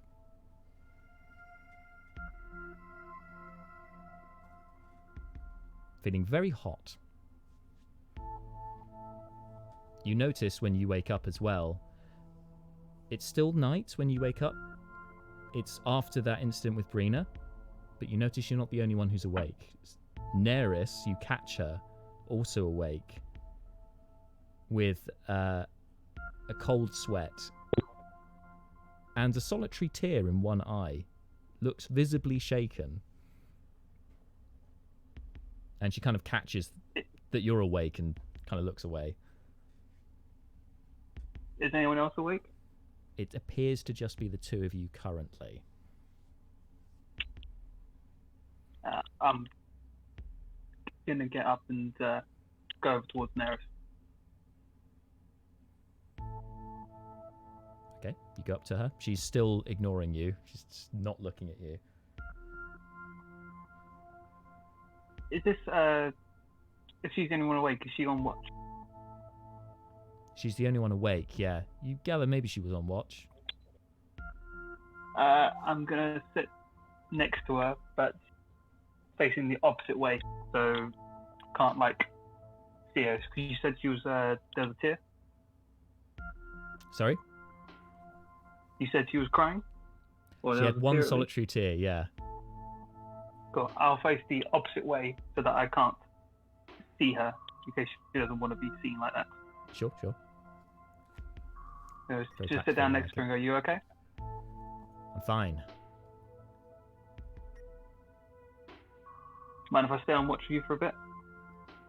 Whatever. Just gonna stay on watch with Neris till morning. Okay. After about an hour or so into your watch, you notice... half an hour into the watch, you notice that Neris has been absent-mindedly with one of her arrows being just drawing in the dirt. And the symbol that she draws, you recognize. An orb with a flame coming out the top of it. The same that you saw in the eyes of that black knight in your dream. Why are you drawing that circle? What? And she kind of then looks down and sees what she's drawn. Ah! And it just kicks dirt over it. Nothing. Have you seen it before? Seth, actually, yes, you have. Now that you look at this, it does seem familiar to you. Can you make a religion check, please? Now it's drawn Sure, out. I'm great. It seems more recognizable than before. Sure, I'm great at that. Oh, I'm great at that. Sorry, I rolled an 18. Oh yeah, you are good at that. With +1 for 19. 19. Seth, you kind of have a eureka moment when it's drawn out. You go, that's the symbol of Agrafall. The only one of the 8 that you had any interest in. You didn't pay much mind to the gods as such, but Agrafall was the one that interested you, god of the struggle. All about war and justice, and that was the one that I seem to remember that you noted on your character sheet. Yep. So yeah, the only one that's had a marked interest to Seth. Going to say to Neris, why are you drawing symbol of Agrafall? What? Is that what that is? That's symbol for one of Malar's 8. Ugh. Piece of shit.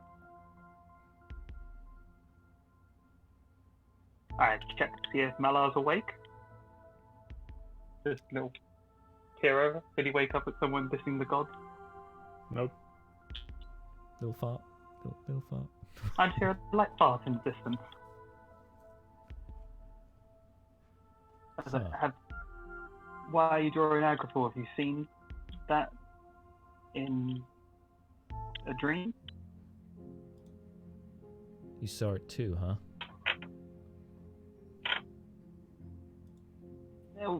There have been a few odd dreams since we've all met up, but I did see that in a dream this night. Huh.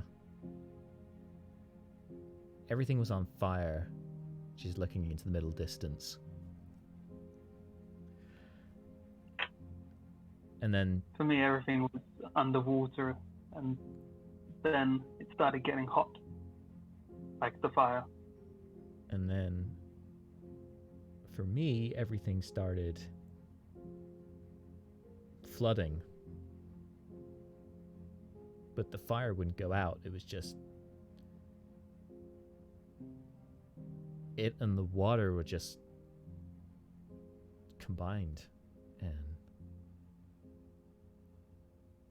Is that the symbol of Agrafall? That is, yeah. Huh.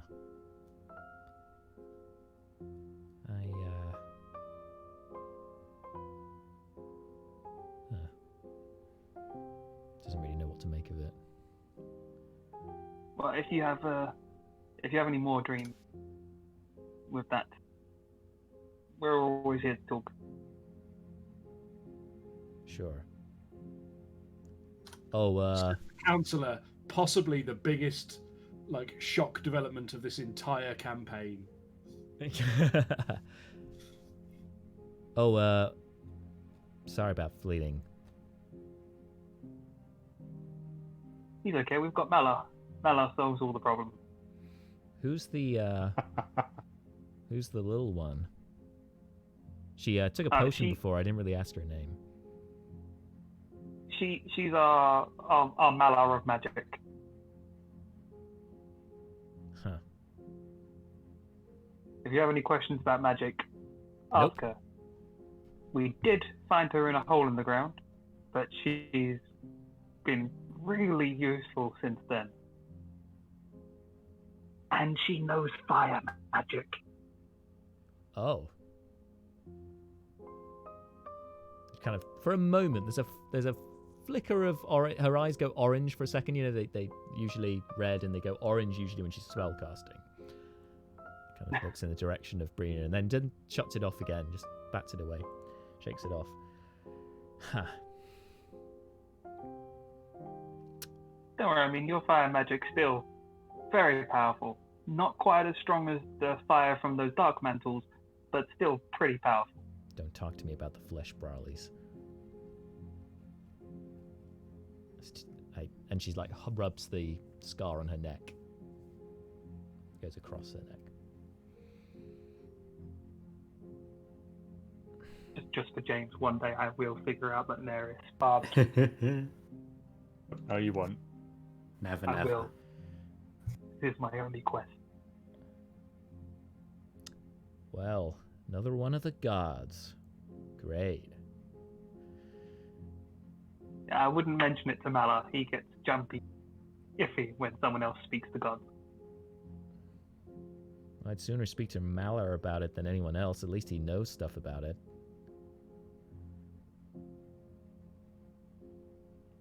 But if you have any questions, if you talk to Mala about it, leave out my drink.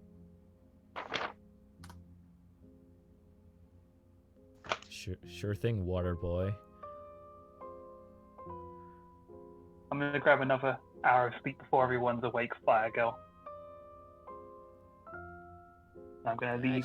Actually kind of like sleep that. for now. Fine. Yeah.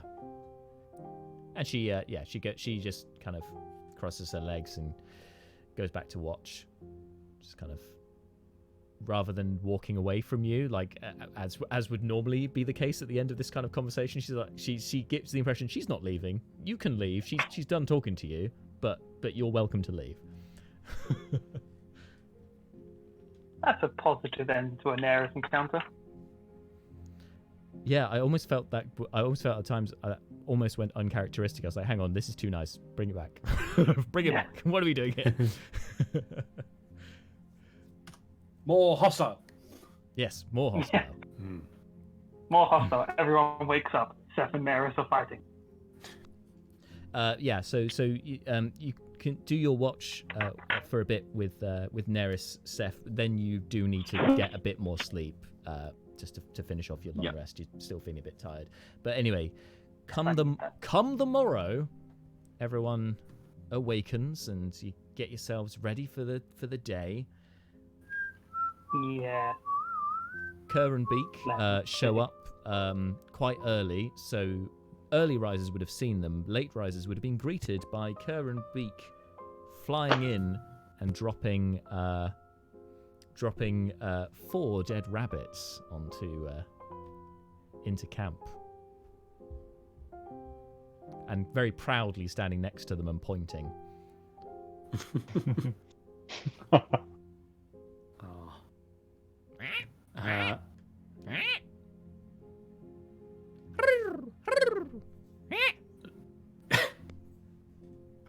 Just in case we didn't get the message. Yeah, Leobrin's making like pleased gestures. More animal hoping noises. they translate into Aarakocran gestures. Excellent. So yeah, that's breakfast served up. They Hands done rubbing good. together, rub belly, thumbs up. Pantomime your way through this. Let's cook and ride. We're probably behind schedule of killing all the manticores and meeting up with the people transport. Do we think we're nearly there? Do we think we're now in the kind of the the final approach, do we have an idea of what the kind of distances left Yes, are? Broodcon, in fact, you noted before making camp that basically this point that you've holed up in, this kind of crag, is kind of the last point before the incline begins, and the path becomes, well, it's not really a path anymore. You're going to have to traverse some very rocky, uneven terrain, and the cart is not going to get across it. It's plain to see you can't take the cart here. In that case, Brucon is going to switch from his regular threads to his super tasty threads. Nice. If we can't take the cart, what are we doing with fleeting? We have to build a stretcher for him and carry him between two people. Carry him up. Flop him over the back of the. We still have the capybara. Just flop him over the back of that. Can't I we believe use that? Brucon named him Friendo. Can't we use that disc that Neris found? Neris is like, sure, and then whips out the Yes. slate, and I'm He'd not be really. safe on there. I think Did that anyone bitch did it like this. Spend I any time- summon Cadence's graphite slate. It appears next to Fleeting Look, and Fleeting Look fails his strength save. Ironically, well, not ironically, obviously, because he's now a improvised weapon, and then gets slapped onto it and attached to this floating disc. They'll never be more than 20 feet away from me. Great. Did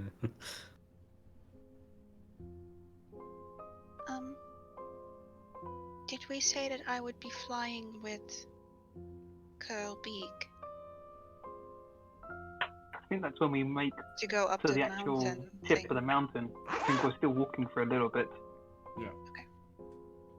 Yeah, we've still got the path. Oh yes, the Was- path, the path. Yes. That's the one. Yeah. Let's Speaking go, of team. speaking of Currenbeak, Brina is going to kind of tentatively walk towards them, and she's going to kind of gesture on herself, like on her body, like, are your feathers okay? Because I was patting the fire out from on them last time. And they kind of, they hang on. Natural 20, good. They understand what you're saying. Rather than they at first for a moment Beak kind of goes up to your shoulder that you're tapping and just starts looking at it before Kerr kind of seems to get what's going And I go on like, you. and starts kind of preening himself a little bit, pulling some feathers out from around his robes, and they just nod. And Beak just pats you on the head with his wing. She cringes for a second and then straightens up and And nods. as you kind of, as you leave, walk away from them back towards the others, Leoporin, Kerr and Beak just kind of wave at you. Well, Beak waves at you while you see Kerr pull out a net and is just approaching Brina very carefully from behind. No. And then puts it away.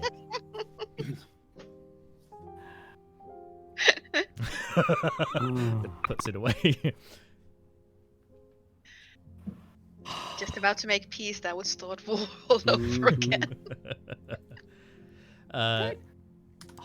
So you I'd guys already now relayed a beginning... conversation between the two of them. They should know better than this. They should know better. Ah. But anyway, today it seems the weather has improved from yesterday. So it's not as grey as it was. It's a bit clearer.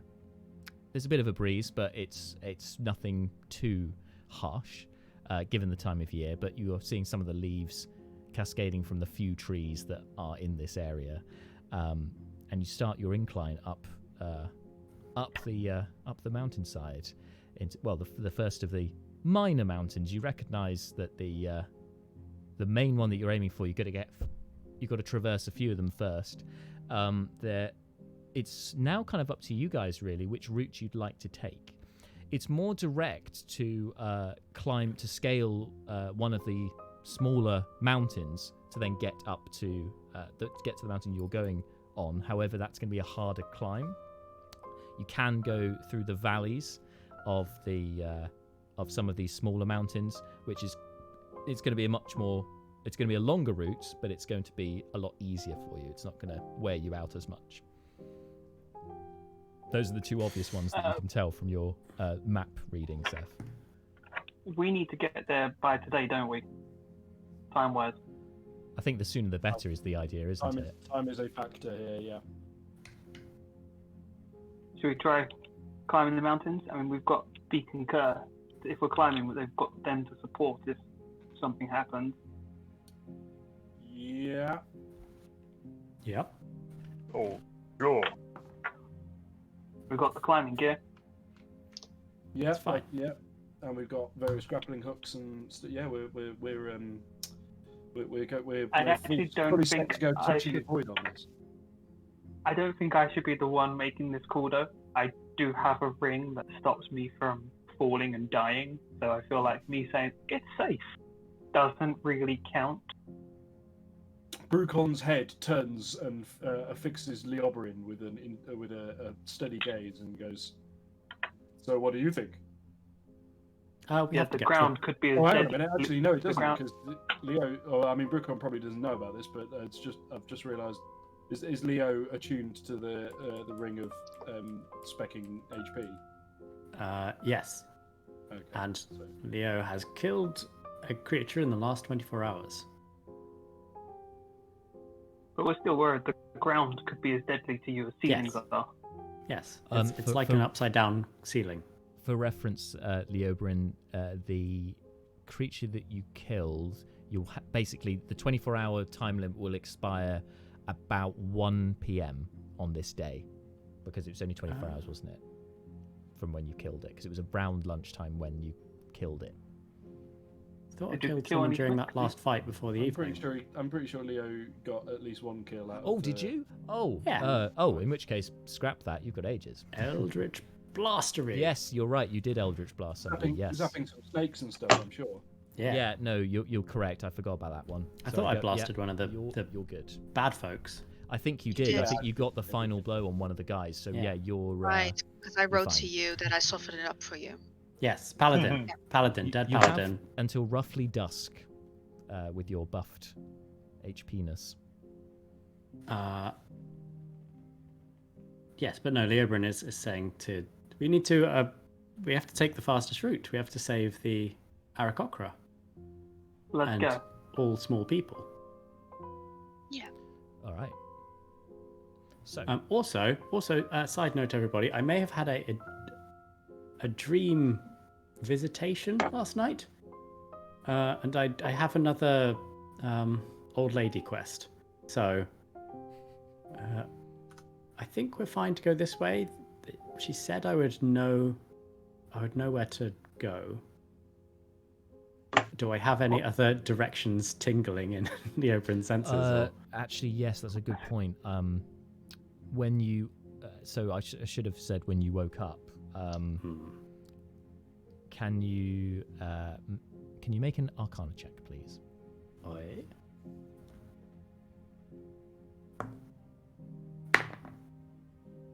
Ten. Just gonna roll fives today. 10 That's what I'm gonna do. is a nice average starting check for this, because this will be a daily check. Okay. You can, yeah. So on this day, you, with a 10, recognize that this person is over 100 miles from you. Cool. They are a long way away. Cool. You sense The- in a northerly direction. And we're going in a northerly direction. But not 100 miles as far as you're aware. Yes.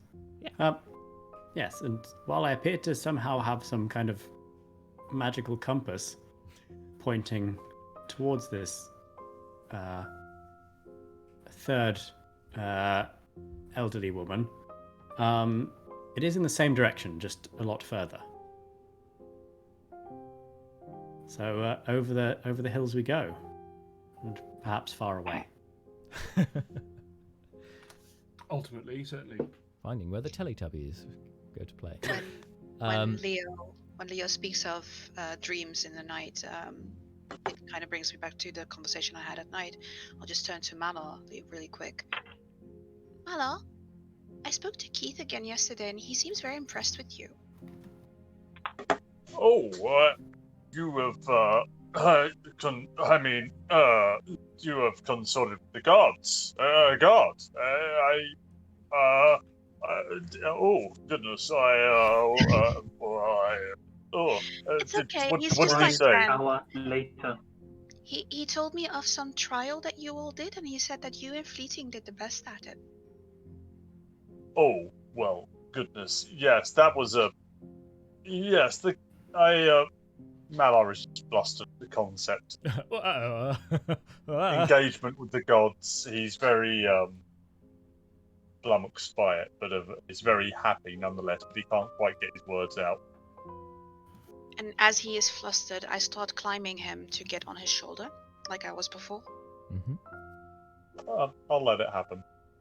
And when I'm there, I'm kind of gonna whisper to him. He told me something strange is going on with Zeph. I think you should know.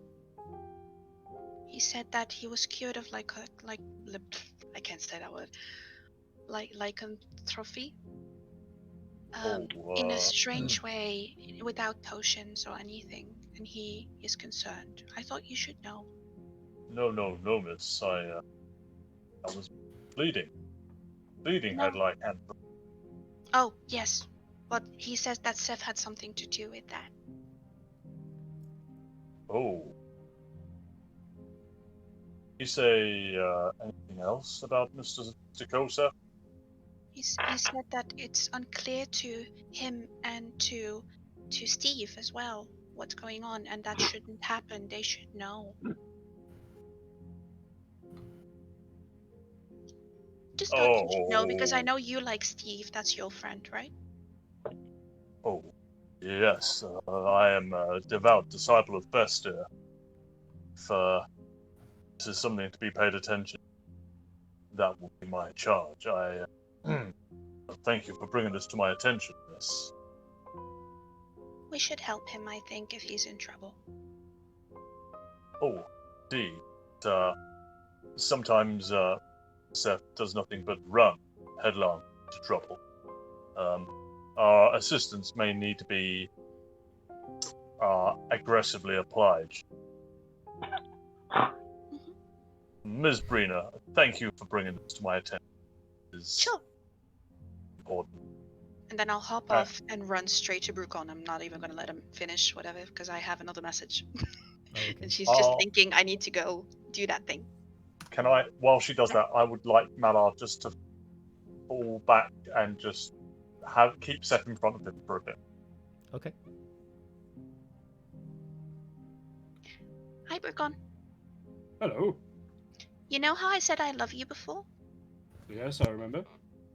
Turns out that one of the gods was fooling around and made me, but I don't feel that way anymore. Oh, okay, well that's good. High five. Yay!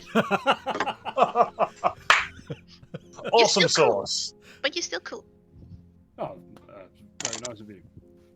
Platonic relations. Woo! And now she looks very pleased with herself that she's, cleared all the... Well. Yeah. Yeah. And she kind of looks at Seth. Should she talk to him? And then she goes like, nope, not right now. And gets ready to. We've all made that calculation, and we've all arrived at the exact same conclusion. So this conversation has been happening as you've begun your ascent. Yeah. This goes over the course of several hours. Can you all make Constitution checks, please? Oh. As it is a No, grueling strength, climb. athletics, no, Constitution. Because it's a stamina thing, I'm afraid it is Constitution. Yeah. Sorry, buddy. No, that's not your strong point.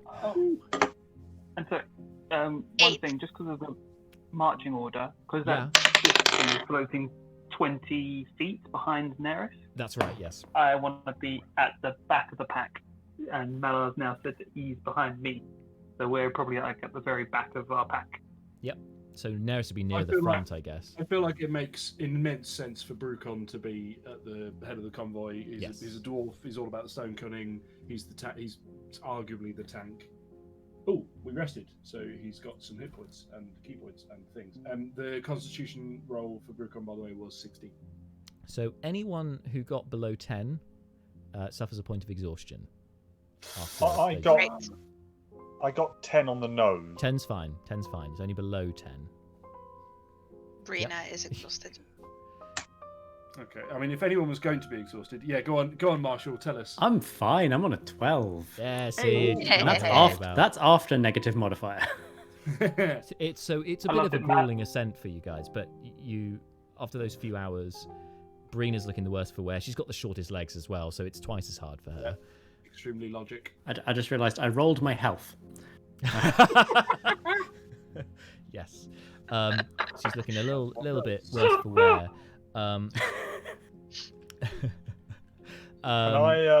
Yeah, Can I pick Brina up if I see them?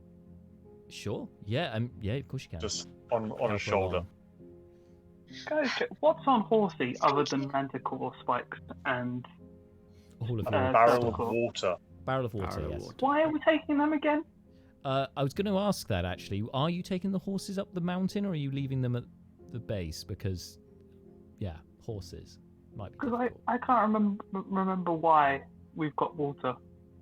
To drink? Oh yeah. No, it was a Malar plan. Well, he could use No, it his was to create drink. water or to then replenish it with fresh water. But you Yeah, need because we need water someone to live. put. If Malar, Where have I creates heard water, that we still before? need someone to put it. Otherwise, create Malar creates water. water, and then we all go, "That's a nice puddle." No, I had a character. Well, it'll be in Tales of the Sword Coast when we get to that. Probably at some point next year, probably. Novice does the same thing. Novice, who has a large carrying capacity as a Furbolg, like Loxton, was trying to. Well, I wanted him to then have a barrel of water and just carry it on his back, but it just was too big. It wouldn't make any sense. Aw.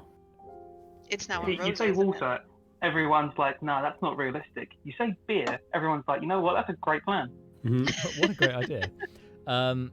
So as you're getting towards midday, as you've made your ascent with the horses, Laus, Neris's horse, looks unfazed. Horsey, lagging a little bit, got a lot of weight to carry with the water and the manticore stuff. Still going strong, but noticeably behind. The capybara is not carrying anything. It seems fine.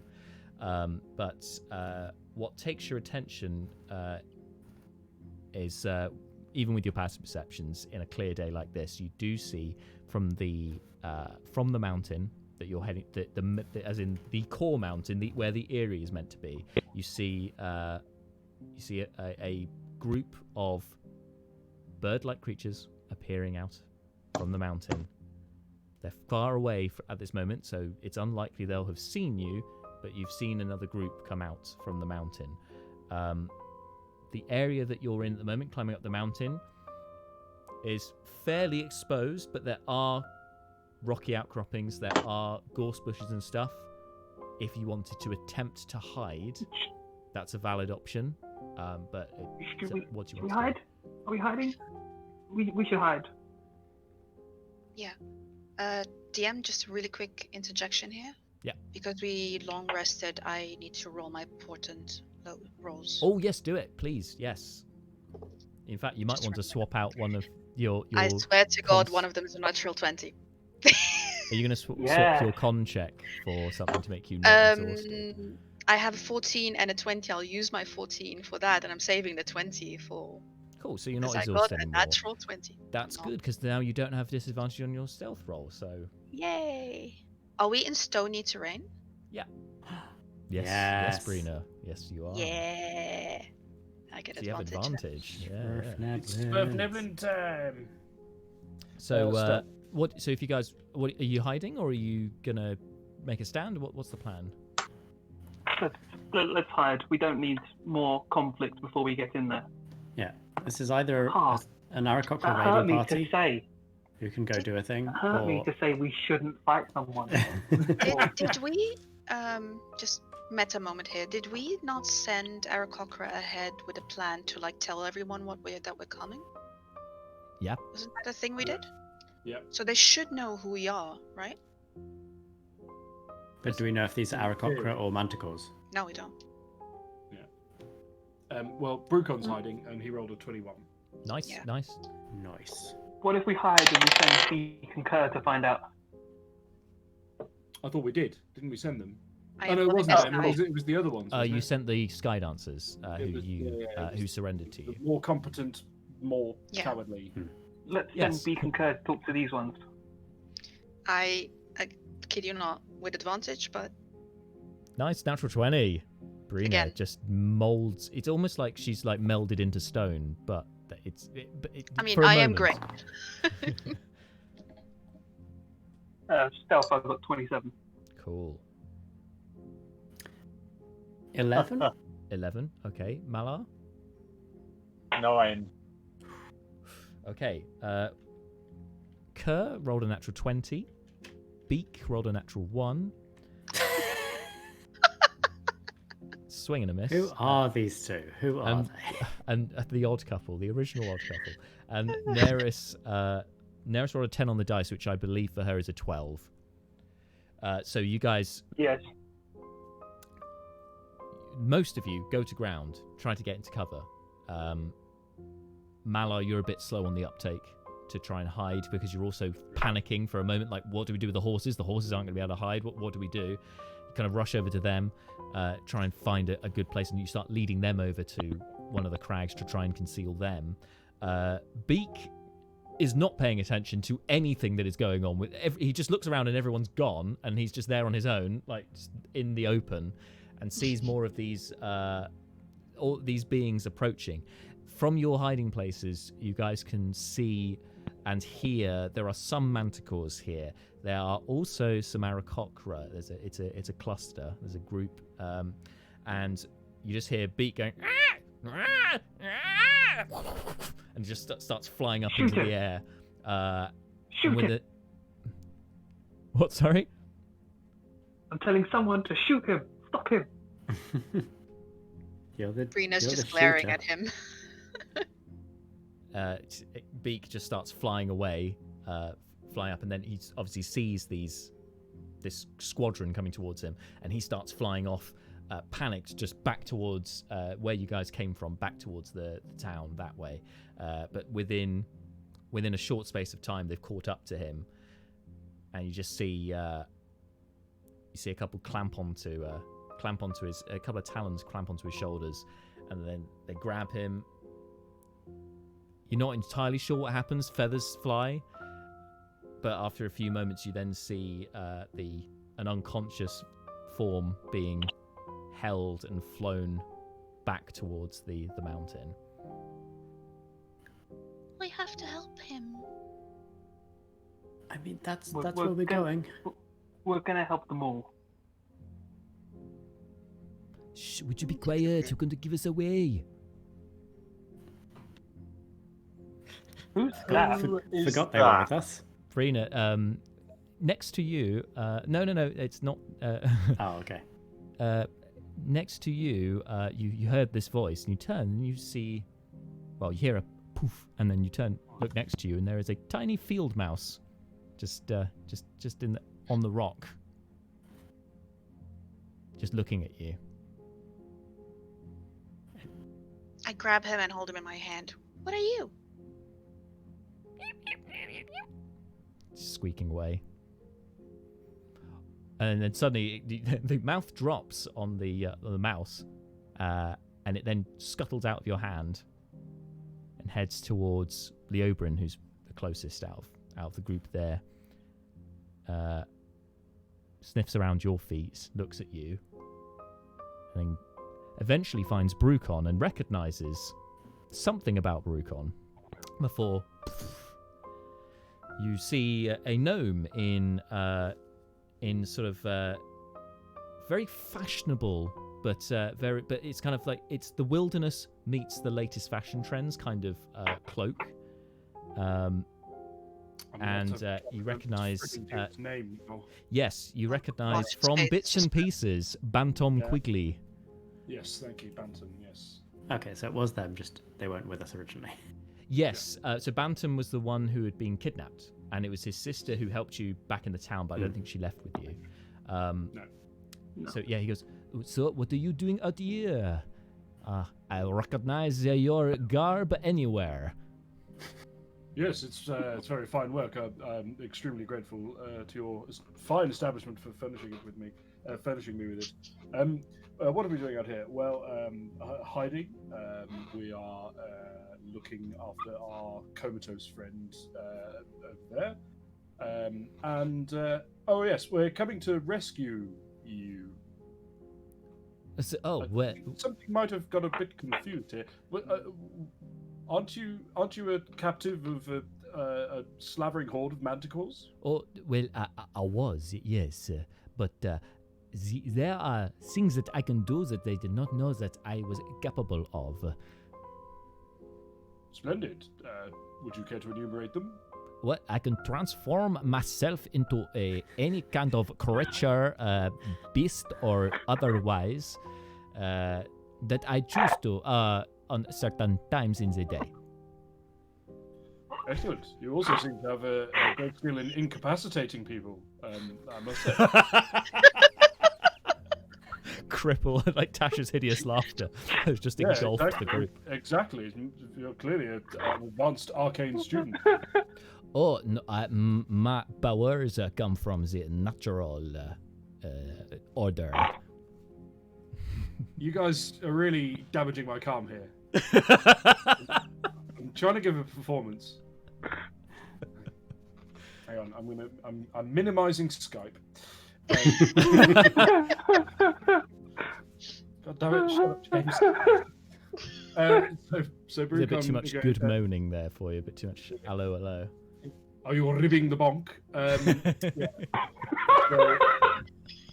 So We've lost James. James is gone completely. we definitely lost James. Well, I was kept a prisoner there, but if you are going there is much that I should tell you beforehand. Yes, that would be splendid. Just one moment though, because I believe things are about to get real. So, stay safe. Just no. I think they are leaving. They found what they are looking for. Oh. And you see Right. that they are the squad seem to start heading back towards the mountain for now. A potion. Yes, they sent out patrols to reclaim any escaped Aarakocra. That was their plan. That was what Beak and Kerr were telling us about. Yes. What, you They mean have- you are friends with these bird people? Well, it's a sort of defeat means friendship kind of thing. We slapped them pretty good, and now we've enlisted their help in freeing their kindred, who are, as far as we can tell, operating under the threat of coercion by these Oh, mon Dieu. villainous individuals. They are enslaved peoples. Yes. It is worse than I suspected. Well, in fact, if you want to get into the mountain, I have just come from there, so perhaps I can give you the information that I have established, but I need you all to listen very carefully. I will say this only once. Okay, I'm going to roll an insight check. Oh, look, I rolled a natural 20. I see that your accent is a cunning sales ploy. I think maybe we could dispense with it. In the interest of the party not being completely destroyed with laughter. When he says listen, well, I'll tell you what. When he says listen carefully, I'll say this only once. We'll leave it there for today, as he will divulge Thank to you. you more about Yeah. the mountain, the Erie. I'd said there was going to be a shorter session, and it turns out it went on longer than I anticipated. But such is life, such is It's a D&D. It was good good times. Good. Nice. Compared to the last 2 times with all the dice rolling, this has been a nice, relaxed, more exploratory role-playing session. But it's a nice balance. We've got a bit of everything in this campaign, you know. Ebb and flow, right? A little bit of You everything. say that, but I am far more exhausted from just this last 5-minute end of trying not to laugh and failing Failing than I was from all of last session. Excellent. We have succeeded. I've succeeded. I'll take that. All right. Well, everyone, thank you so much for tuning in today. We'll be back same time next week with the next episode. I did say last week that we'd have the next Caged episode on Friday. That won't be the case because we've had to reschedule scheduling things because lots of big changes in the UK have resulted in some scheduling stuff. But I will keep you notified on when the next episode of The Cage comes out. But if you haven't already, subscribe to our YouTube channel so you don't miss out when it does go up there. Anyway, thank you so much for joining me this week. See you all next week, hopefully with one at least of our 2 missing party members.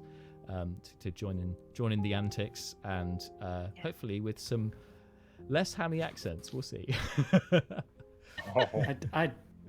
Jack, you don't need to change your DMing style completely. That is the opposite of what I am hoping. Fair play. It's what I got to give the public what they want, you know. Anyway, thank you so much, guys. Until next time, seriously, stay safe. Bye. Cheers, guys. Bye. Bye.